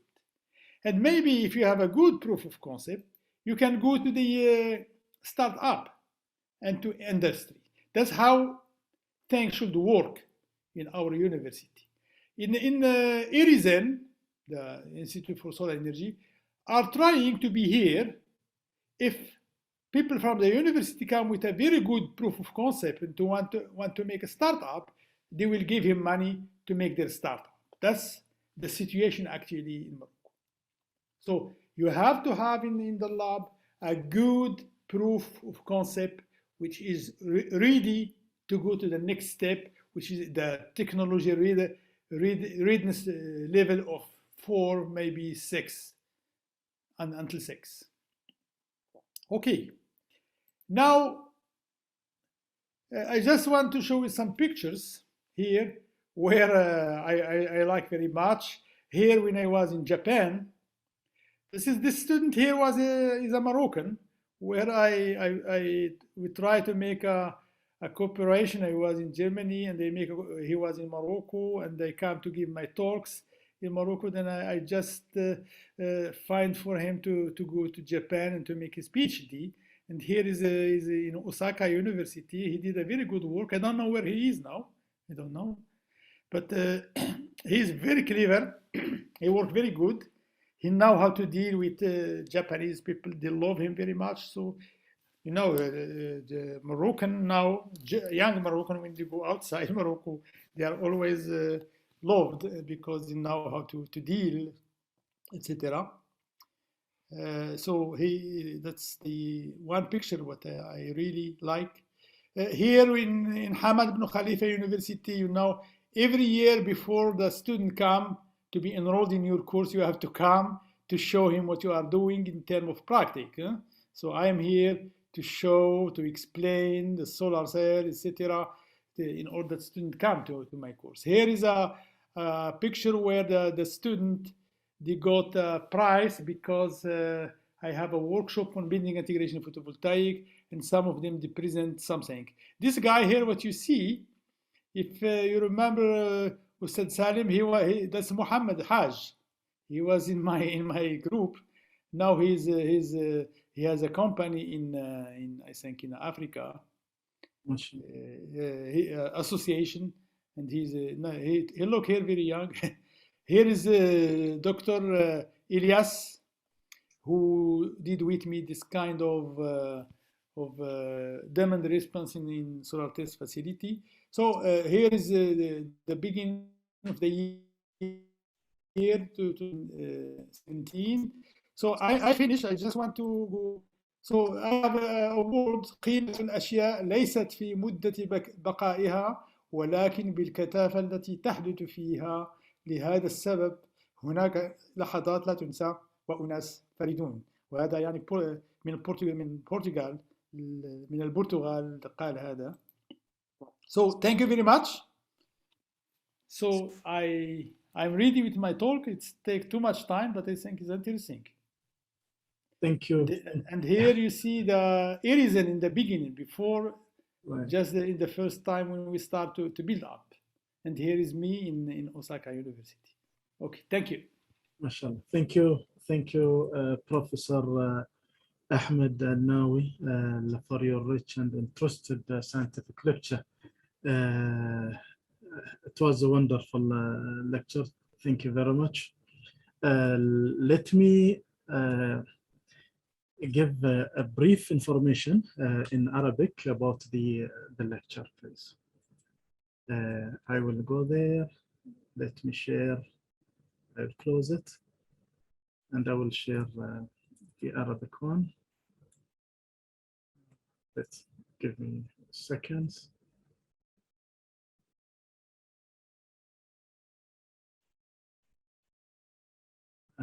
Okay. جميل جدا. First of all, thank you. شكرا جزيلا بروفيسور أحمد. كان معنا طبعا خلال هذه المحاضرة الجميلة والرائعة البروفيسور أحمد الناوي، مؤسس جامعة التعلم الافتراضي. نشأ في مدينة صغيرة جنوب المغرب، وترك مسقط رأسه للدراسة والعمل بالخارج في فرنسا ثم ألمانيا. أصبح أستاذاً جامعياً وباحثاً متخصصاً في أبحاث الطاقة. كان اهتمامه استكشاف الطبيعة في مظاهرها المعقدة، ولطالما فتنته الاستراتيجيات التي تستخدمها الطبيعة وتفاعلها مع ضوء الشمس، وأراد أن يعرف لماذا وكيف يتحقق أعمق فهم ممكن لوظيفته أو لوظيفتها. أيضا ناقش في محاضرته الافتتاحية تقنيات الخلايا الشمسية الكهروضوئية، أولا من وجهة نظر أساسية وكيفية التعلم من الطبيعة. على سبيل المثال كيف تستخدم النباتات الجسيمات الضوئية أو فوتونات الطاقة الشمسية في عملية التمثيل الضوئي لمعالجة ثاني أكسيد الكربون الموجود في الغلاف الجوي وتحوله إلى كتلة حيوية وأكسجين. ثم سلط الضوئي على تقنيات مختلفة لاستخدام الألواح الضوئية كعناصر بناء متعددة الوظائف، أي إنتاج الكهرباء واستخدامات أخرى كالجدران أو النوافذ في المنازل وما إلى ذلك. يطلق على هذا المفهوم بناء أنظمة ضوئية متكاملة في الهندسة المعمارية. إضافة إلى هذا دور الرقمنة أو التحويل إلى صياغة رقمية لتقديم منتجات وخدمات مخصصة تلبي طلبات معينة للعملاء، وهذه هي الثورة الصناعية الرابعة تجعل المستهلك في المرحلة الأولى يشعر بالرضا. ناقش أيضا استخدام الخلايا الشمسية والمواد المحفزة وأقطاب أشباه الموصلات لإنتاج الهيدروجين الأخضر، وتتطلب جميع هذه التطبيقات التكنولوجية عناية خاصة في صميم المناهج الدراسية لتسهيل دمج مبادئ وممارسات للتصميم البيئي المستدام وكفاءة الطاقة والتنوع الثقافي والابتكار، ودمج المهنيين المعنيين للمشاركة في بناء القدرات من أجل المساهمة في سد الفجوات الحالية بين المعرفة المتعلقة بالاستدامة والتصميم البيئي المستدام في التعليم المهني. شكرا بروفيسور أحمد، ما شاء الله تبارك الله استمتعنا كثيرا في هذه المحاضرة الجميلة. والآن ننتقل let's go to the question and answer session, and any comments also from the participants. You can raise your hand and you can write your questions also in the chat. First participant, Dr. Fatima, the floor is to you. You can go ahead, please. السلام عليكم. أهلا وعليكم السلام ورحمة الله وبركاته. First of all, I would like to say thank you for all the professors, especially Mr. Ahmed Ennaoui. I can't find the words to describe my gratitude and my happiness of being present today and assisting this great presentation. So I am Fatima Idwani. I am a student in the University of Qadiyat in Marrakesh. So I'm studying renewable energies and electrical mobility, and that's why I learned so many things today. So thank you very much again, Mr. Professor Ahmed Ennaoui. And I have a question. It's about solar panels or the effect of temperature on solar panels. And my question is, can we consider the panels floating a solution of the problem of the temperature of solar panels? Once again, I don't get it.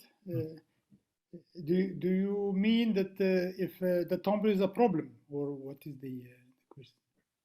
Yes, exactly. Because when the temperature, when we have temperature, yes. I mean, the efficiency of the panel solar reduced. So I will comment on that. So first of all, if you take silicon, the parameter what I show dx over dt, which we call temperature coefficient.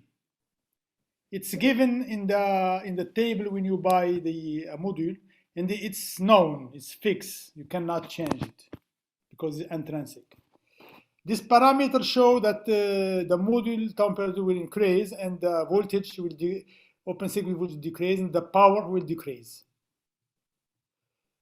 So we have to resolve this problem because it's a problem, as you say. And actually, there are different ways. One way is to cool the module. Different way. There are many. For example, if you if you are lucky and you are in a region when the wind is running all the time, it can help. The second is you use phase change materials, or you use water, which is a big problem. But if you use water and you recycle this water for the agriculture, etc., it's fine.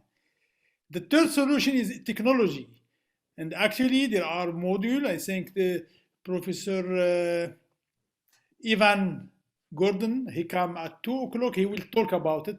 There is new kind of solar cell which is developed in the beginning by Panasonic, Sanyo and Panasonic, which is called heat solar cell, and you can play with this temperature coefficient to make it low.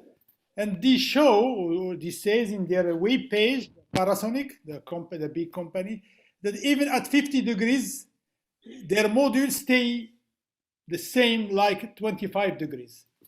So we will see. That's a kind of solar cell called heat solar cell.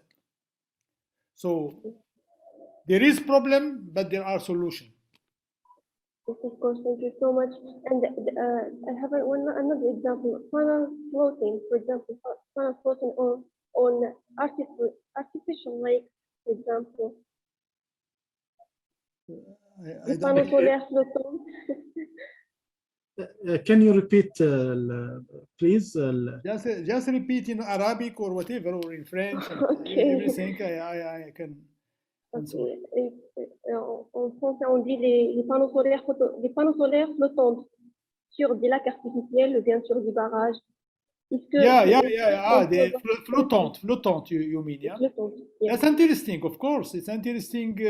It will bring some emerging problem.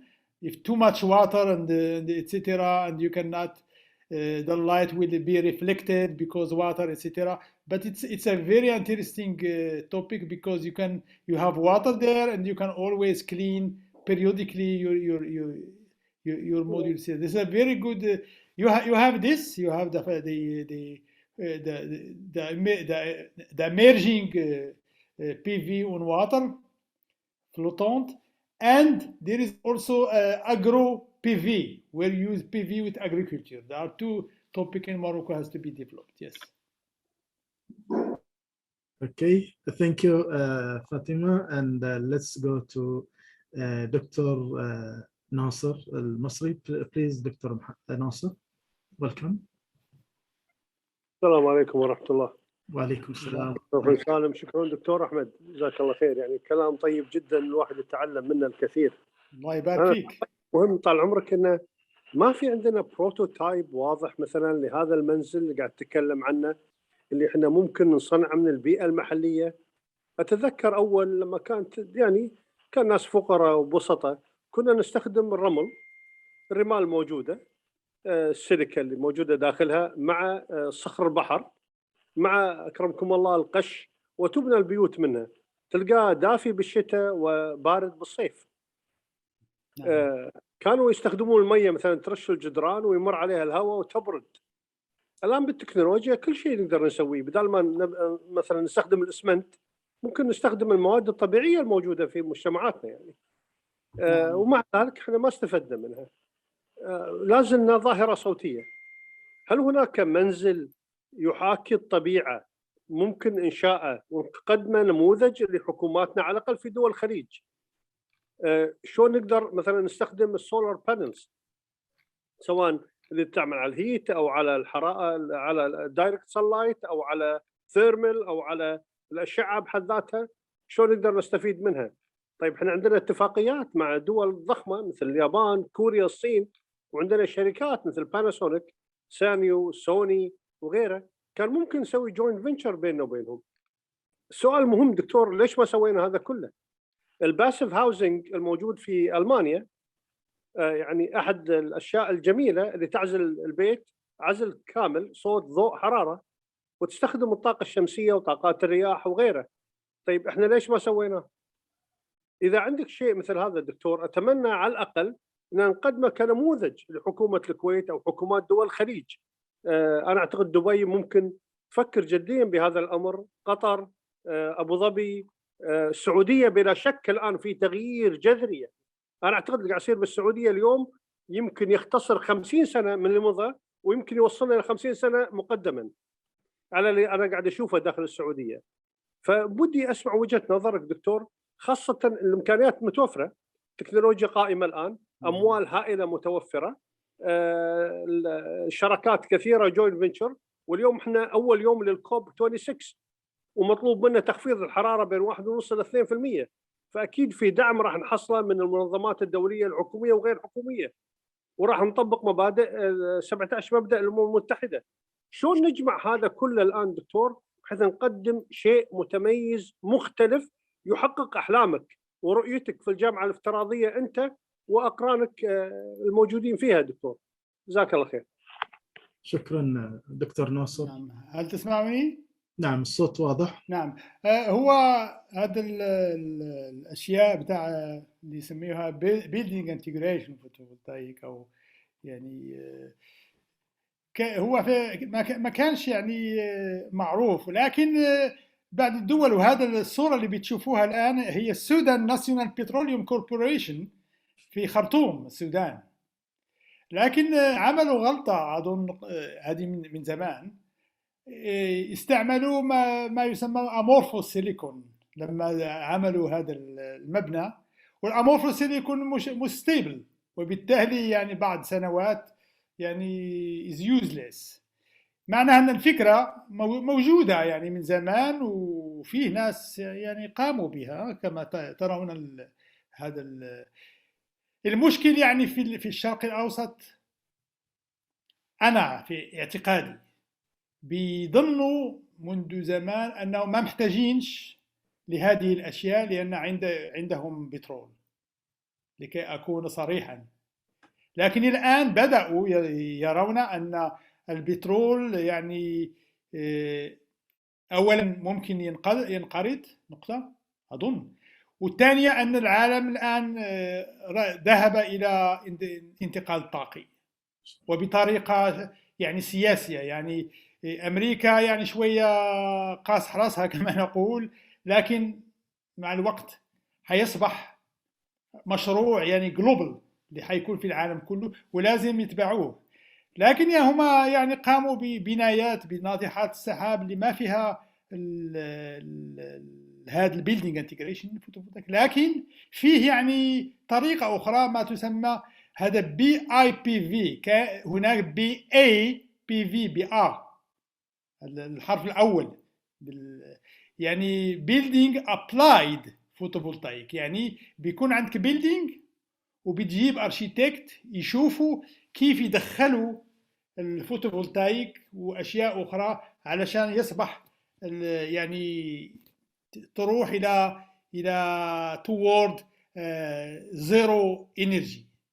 هذا ممكن يعني في كل البنايات في العالم العربي ممكن تحولها إلى building applied photovoltaic.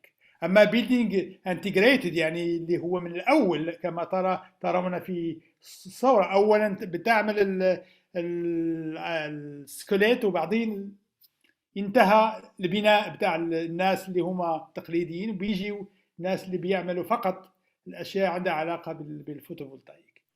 الآن الشيء الآخر أن كان يعني الناس في زمان يعني بيستعملوا البنايات بطريقة وحتى يعني يكون البناية دائما باردة لا في الصيف ولا في الشتاء.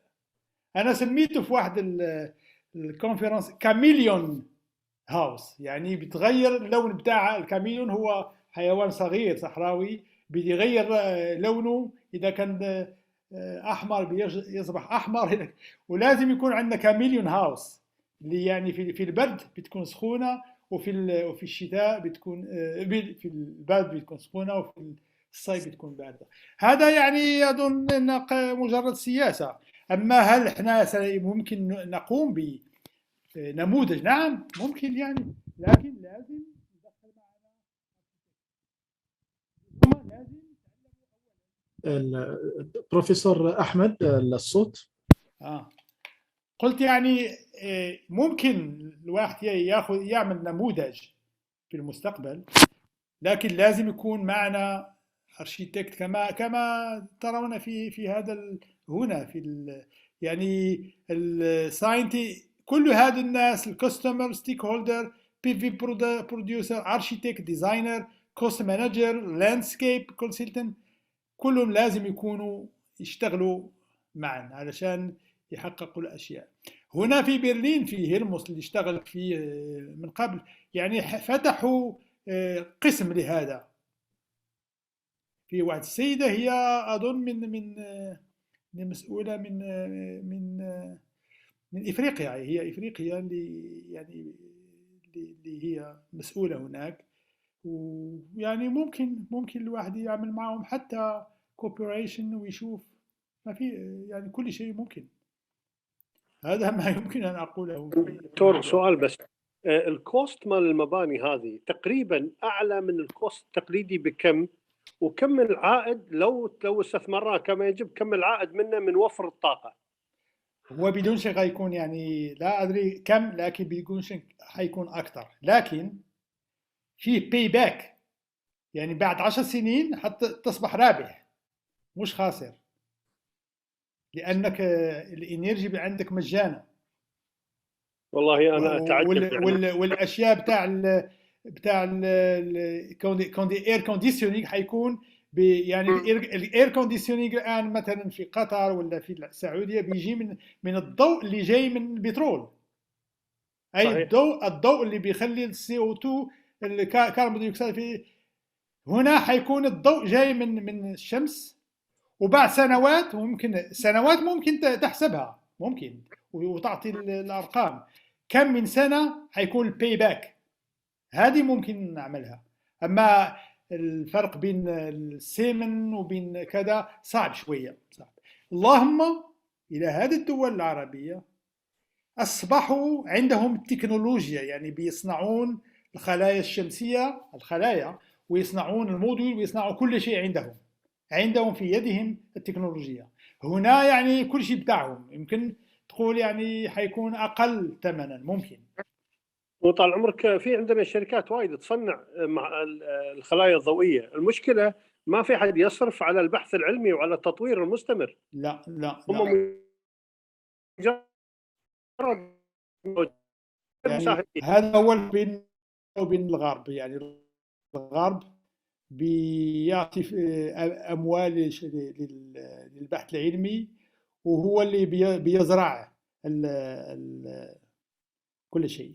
احنا يعني ما يعني انت شوف يعني اعمل ستاتستيك في الدول العربيه، حتلقى من يشتغل هناك في التكنولوجيا او في تدريس العلوم الكمبيوتر ساينس هم اجانب، وبيجيوا بعقليه انهم يدوز 3 سنين علشان يكون عنده ما يكفي من المال ليشتري منزل في باريس ولا في لندن ولا في مكان ثاني، وبيروح. هو متى ما لا يقدر يتحمل الطقس هنا اكثر من ربما 3 سنوات او 4. وغالبا اللي بيجوا هم الناس اللي هم في التقاعد، بيجيوا علشان يعني لأنه هو في التقاعد بيجي هناك لأنه كويس. إذن يعني هذا مشكل يعني، وأمرهم شورى بينهم. إحنا لازم نتناقش بيننا ونلقى حل، وهو الحلول كاينين يعني بإذن الله. ومش يعني إحنا ناس بلداء ولا كذا. هو مشكل يعني هذا ما بناه أبي علي، وما هذا ما جناه أبي عليه وما جنيته على أحد. هذا هو المشكل. يعطيك العافية. شكرا بروفيسور أحمد، وشكرا أخي العزيز دكتور ناصر. Let's see other participant. Yes, we have here Mr. Robinson Mosumbi, please welcome. I muted, and now you can open it again, please. Yes. Shukran. Welcome, everybody. Yes. My name is Robinson Musembi. Professor Ahmed Ennaoui was my mentor at Hanmite Institute. Yeah, really? Can you show your photo? Because I don't remember. Show your photo, please. I would like. Yeah, Robinson. Yeah, I think I know you. Yes. So where are you now? I'm at University of Nairobi. I'm an associate professor at the Department of Physics. Okay. Yeah, I remember. I remember very well. Yes, in 2005 to 2003 and 2005. Yeah. In the lab of Dr. Thomas Dietrich. Yeah, with Thomas. Yeah. But you have been in some place before, I think in Sweden or somewhere, no? Yes, Sweden, Junction laboratory. You did postdoc in, yeah. Now yes. I know who you are. I know. You are a very gentle and very quiet guy, and you work very systematic. I remember very well with surface photovoltaics you worked. Yes. Yeah. Thank you for the feedback. I'm very happy to meet you again. Grateful. On this. Yeah. Okay. Thank you. Thank you so much. Thank you. Have a good day. Good luck. Thank you, Mr. Robinson. Okay, let me go to Sayyid Sadiq Sabahi. Yes, please. Go ahead. تفضل أخي العزيز صادق. أوكي. شكرا جزيلا بروفيسور ناوي على محاضرتكم القيمة والدسمة بالمعلومات من مختلف الجوانب الطاقة خاصة الشمسية وإنتاج الهيدروجين. I would like to know first if the webinar of today is an introduction, a whole introduction of next more detailed webinars about each discipline, because this morning we saw a lot of disciplines condensed. Just yes. I think that's why the lectures that we have here are related to our syllabus. This means in my syllabus it will be the course which make calculation on flip chart, etc., and the student will have to participate. You say, for example, direct online professor, you forget the number 2 on your flip chart, etc. It's interaction. So we will have a lot of details. Then it will be also some some webinar for every topic. We will have it. Thank you very much for this clarification, for clarifying the objects. I would like to ask you about especially electrolysis. You said that there is 2 kinds of electrolysis that are appropriate to use in Morocco. PEM and before that's alkaline electrolyzer. Yes, alkaline, exactly. That's because alkaline is the most commercially available that's exactly, in large scale, and PEM is also ready to be commercialized. But what about solid oxide, which is a promising technology, even if it's now still in the laboratory steps, but it's very interesting to explore the benefits of solid oxide electrolysis in Morocco. Why? Because for example in Ouarzazate, محطة نور Ouarzazate, there is a CSP and the tower, and we can use the solid oxide one time it's available in the industrial or large utility scale level, harvest the heat, because in Ouarzazate there is a lot of heat that is not utilized, released in the environment, I think. So in the solid oxide we need electricity and we need heat, even if more stations are far from the coast, because we need water and we need seawater to be desalinated to not deplete the water for drinking and for agriculture. Solid oxide is far behind the two technology, because it's in the research and you know the problem is we cannot wait. Therefore, Morocco has to start, for example, hydrogen. And the most advanced technology is electrolyzers based on alkaline solution. Yes. And he has just to find the right or strategy to cooperate with country like Germany, like Japan, like China also, to have electrolyzer is very expensive and modular. You can buy, for example, 10 kilowatt, then you add another 10 kilowatt, and it's modular. And this is the most advanced and easy way, and the way which is compatible with seawater. You can always find how to take water from the sea, to change it, to purify it, and to work. So it's a question of strategy. The plan is less advanced, but it's interesting. But there I can advise Morocco to give money for research, because we have good scientists to develop membrane. And for the PM is very costly, because the electrodes and the catalysis material is noble material. Radium and platinum. We are always thinking that one can find by research a catalysator which is cheap, based on abundant materials. That's the research. If we don't do research, we don't find. That's it. Yes. Thank you, Professor Ennaoui. Thank you, Dr. Salim Omar. الله يحفظك.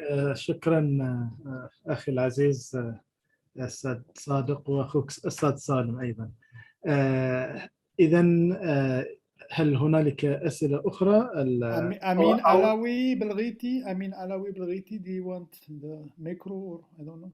Let's just look. check. No. It's anyway. No. Go ahead. We have thanks from Khadija, from Yusuf Al-Karimi to you, and Sadiq also, and others, Naima, Dunya also, and Sana, and all of them here. Okay, I think, do you want us to show some of the videos? Then maybe other questions that can be come. Okay. So let me, I'll just close my.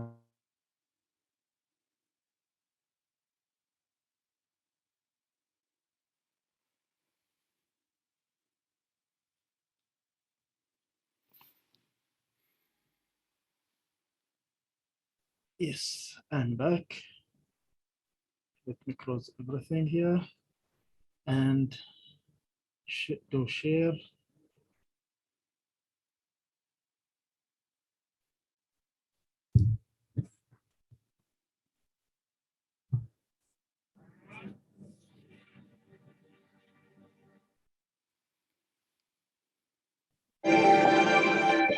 Solar energy research at Helmholtz-Zentrum, Berlin. The sun is our largest source of energy. It's the goal of HZB to use the sun as efficiently as possible in the future. But how exactly is electricity made from light? At the heart of conventional solar cells are two special semiconductor layers. One is called an N-type layer and the other a P-type layer. In the N-type layer, the atomic arrangement results in a surplus of electrons, which can therefore move around relatively freely. In the P-type layer, it's the opposite. The atomic arrangement is missing electrons in certain places. Where one is missing, we say there's a hole. Where there's a hole, a nearby electron can jump in to fill it. In this way, the holes can also move. If you bring an N layer and a P layer together, free electrons begin to move from the N layer to fill the holes in the P layer.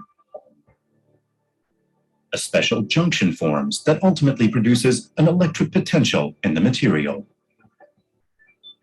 When sunlight falls on this junction, the light energy can knock an electron off its atom.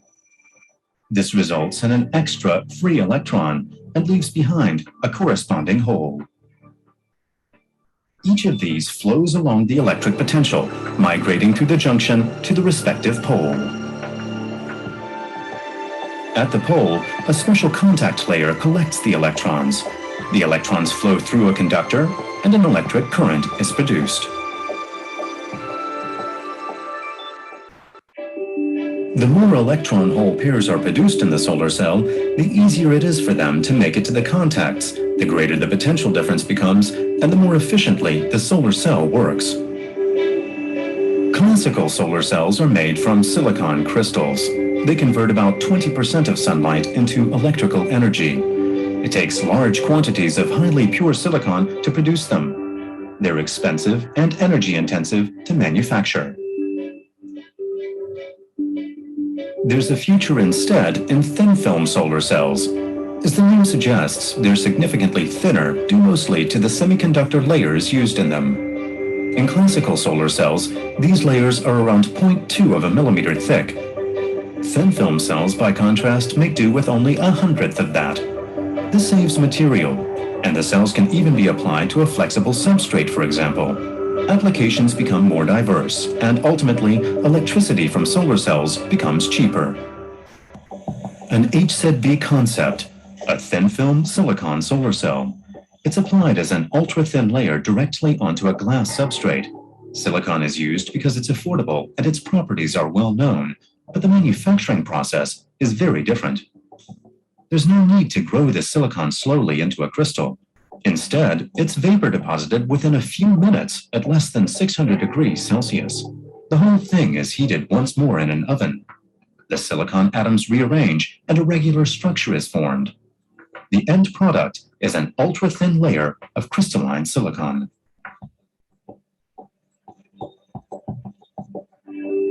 Another concept of HZB is being pursued under extremely clean conditions. Instead of silicon, the researchers are working with so-called chalcopyrites. These are compounds of copper, indium, gallium, and sulfur or selenium in various combinations. Chalcopyrites promise a relatively high energy yield at low cost and low energy expense. The researchers produce different mixture ratios by computer. In the so-called sputter coater, the necessary materials are first brought into a gas-like state under vacuum conditions using high energies.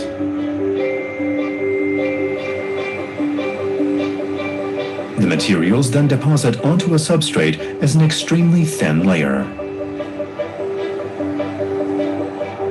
A number of steps follow, where the layers are modified again and contact layers for the solar cell are added, for example. An electron micrograph reveals the structure of the solar cell. On top is the N-type layer.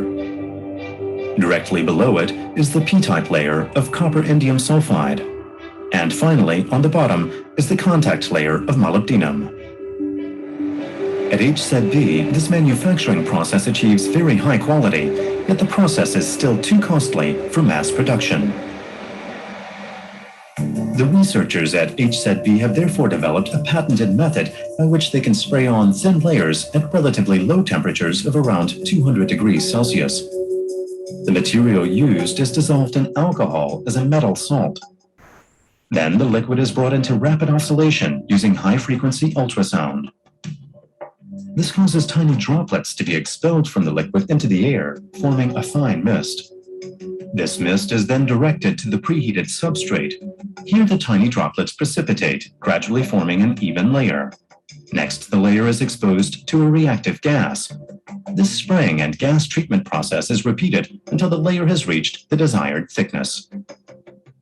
This is how the future of low-cost thin-film solar cell production could look. For such pursuits, quality control is of utmost importance. HZB has several testing stations for measuring the efficiency of solar cells, using a solar simulator, for instance. This is a special lamp that approximates the intensity and spectrum of natural sunlight.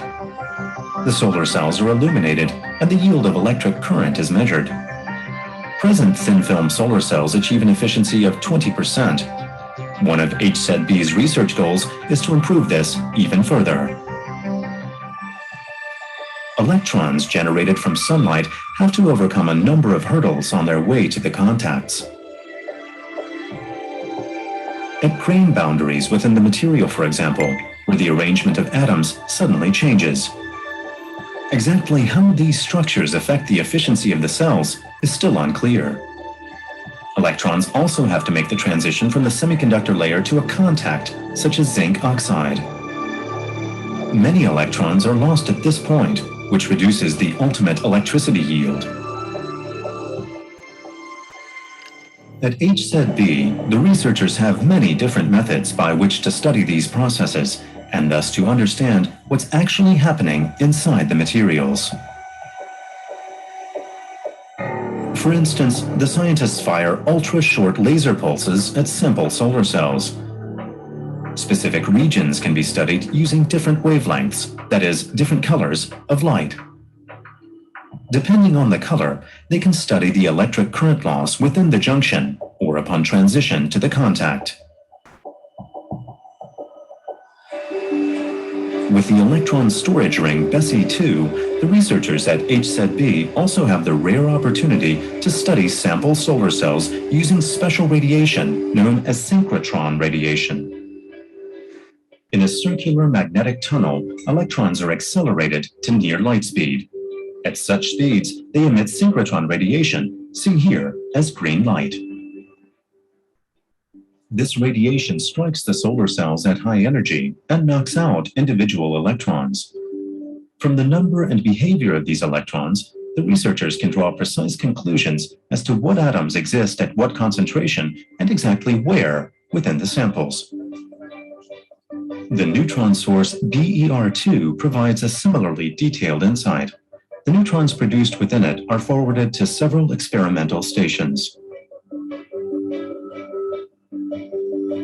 There, different mixture ratios can be tested, of the raw material copper indium sulfide, for example.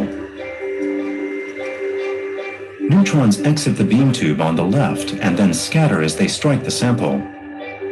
Arranged in a semicircle are detectors that respond to the arriving neutrons. From the signals they provide, the scientists can determine the spatial arrangement of the different elements. The close relationship between pure research and practical application at HZB has already led to the first commercial success: thin-film solar cells made from copper indium sulfide.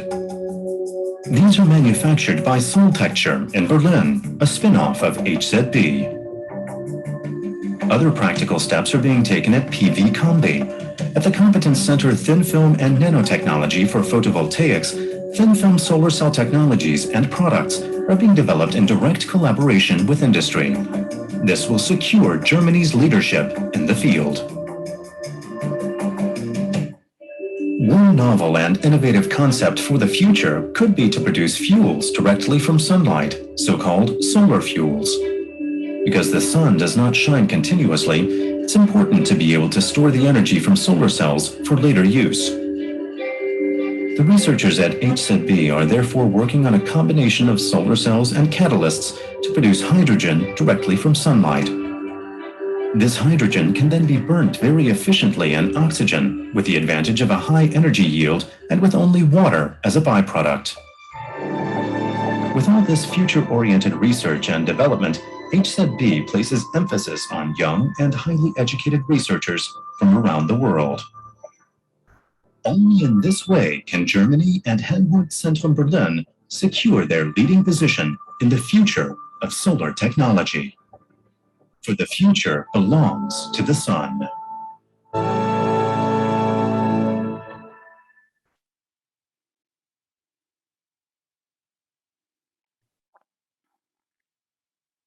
Yes. That's good. Okay. Comments, Professor Ahmed? Well, it's all what I say is it's there. Yeah. I saw also two of my students, Rodrigo, he's a Spanish guy. He has his PhD and he's working in patent office here in Berlin. Another one, I don't know where he is. But I'm very happy to see again this video, which is about has it been, not about me. So I don't know if there are any questions, or if you like to see another video about Industry 4.0, we have to ask the audience. They have to say. Yes, Amin, thank you very much for this interesting presentation. I can't wait the next ones. Okay, right. Okay, so now it is 3:27. Which is there at 1:27 in Morocco time. We have around 33 minutes for the coming presentation. I think we can show the second one also. If you like, if it's short, yeah, it's short. It's short. Okay, so go ahead. Inshallah.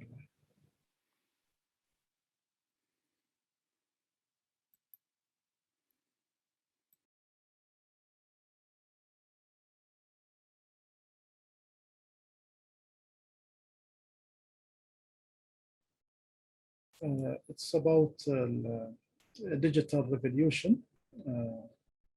So let me go ahead, please. Okay. Let me share.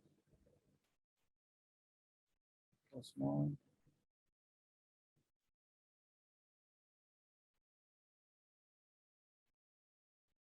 Right. Let's go. Networking shapes our daily lives as digital technologies are changing society and business in an unprecedented way.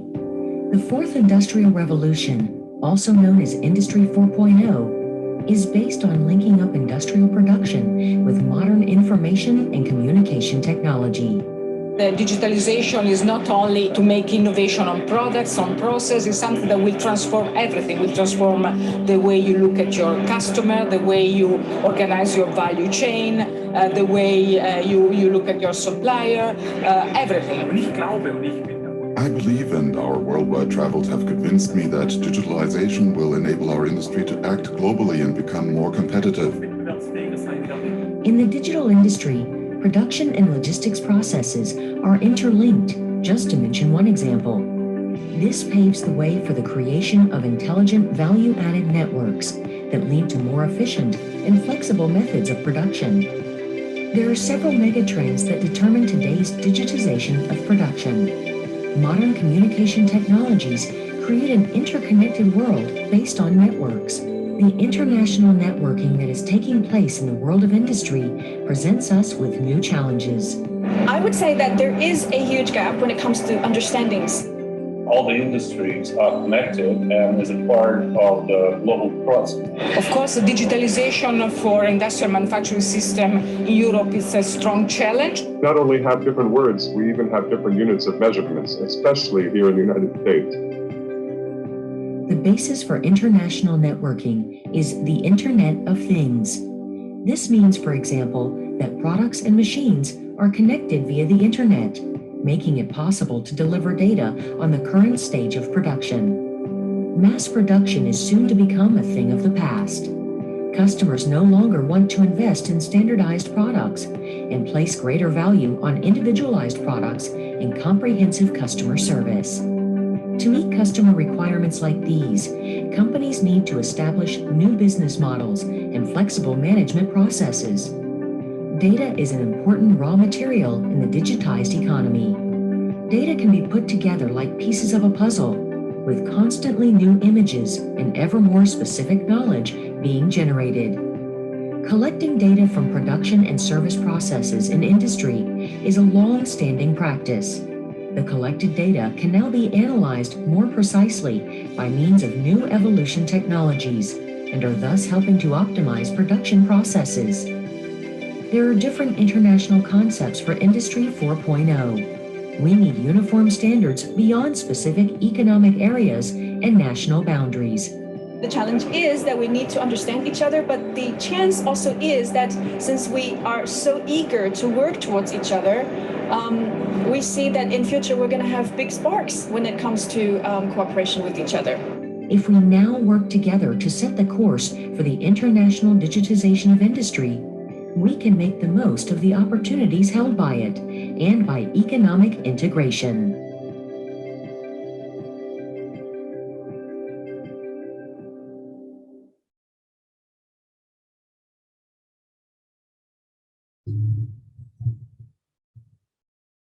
Yes. Thank you for the second video, Prof. Ahmed. We have less than half an hour, and just I have the last one.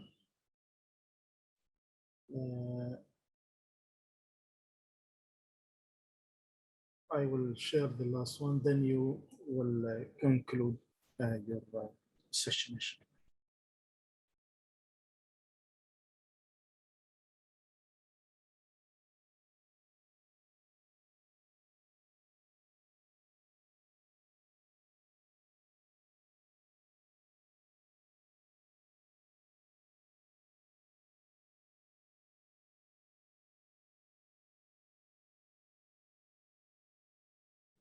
Yes, let me do the share screen.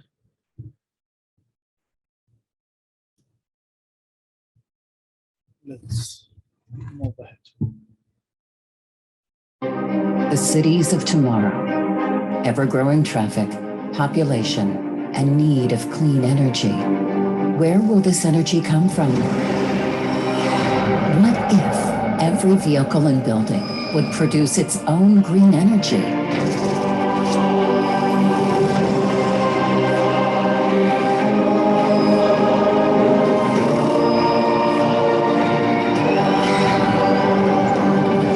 We at Heliatech are producing solar film that we are going to put on buildings and allow these buildings to produce energy locally. We will make it possible. Heliatech has developed the perfect solution.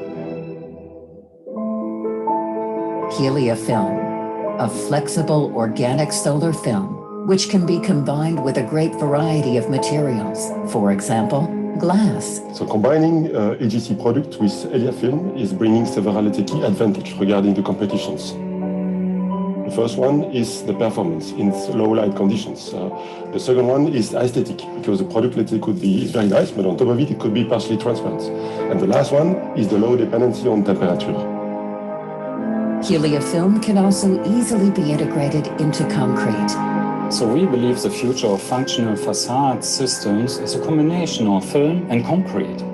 HeliaFilm is powerful and can be attached directly to the concrete facade without any need of cooling or ventilation systems. Ideally suited for HeliaFilm. Low-weight structures. The flexible and light HeliaFilm is perfect for our paneled care domes. No other solar technology works so well. Heliatech solar films reduce our operation costs.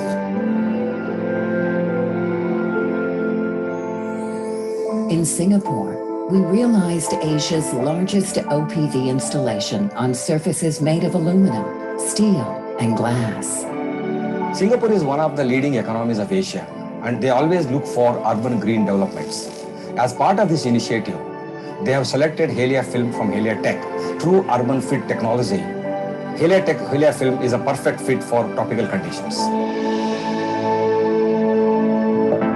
Our toxic-free production process offers decisive advantages. High throughput, high yield, low power need, all leading to ultra-low manufacturing cost. Heliafilm is based on a completely new technology approach. It's innovative, but at the same time, it leverages the experience of a very mature technology, the OLED technology, where many million displays are sold per year. Only 1 gram of organic material is necessary to produce 1 square meter. As a next step, we will scale up our roll-to-roll production to a yearly volume of 1 million square meter of solar film. Heliotech is the solution for shaping the world's energy future. Innovative and sustainable energy solutions for everyone's life. Our dedicated team shares a vision. We will power the world with our innovative, award-winning new solar technology, Heliafilm. The future is light. Be part of it.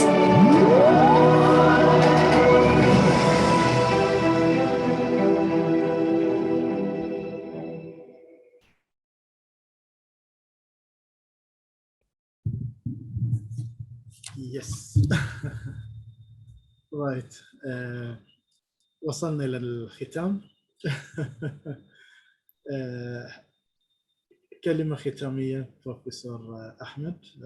Before then we will stop for around 20 minutes. We will be back for the second. So first of all, I want to thank the audience to be here and wish for everyone all the best. I think Morocco is now in terms of politics for energy transition in the good way, and we have even now changed the name of the Ministry of Energy to Ministry of Transition. I think the universities in Morocco and students are aware of this topic, and I hope our virtual university will help in this way, and we will continue, and everyone is welcome to attend our course, which will start soon. And if you continue to look to the website of our university, you will see when my course and the course of other will start, and you can enroll in this course, and you are welcome to participate, either to participate because you want to have a certificate or you want to learn, etc. So thank you very much, and I think we will stop here. Evan Gordon, Professor Evan Gordon is already online, and let's tell to everyone bye-bye. And not bye-bye, you have to stay a few minutes. Few minutes, yes. We will start with a very important talk from Evan Gordon on the status of photovoltaics. So for people they want to know the detail about silicon, they have to really to stay. Evan Gordon, he's the editor-in-chief of solar energy material and solar cell, and he's the director of EMIC, a big institution in Belgium, and also professor of digitalization for photovoltaic in Netherlands. So please stay with us. Thank you.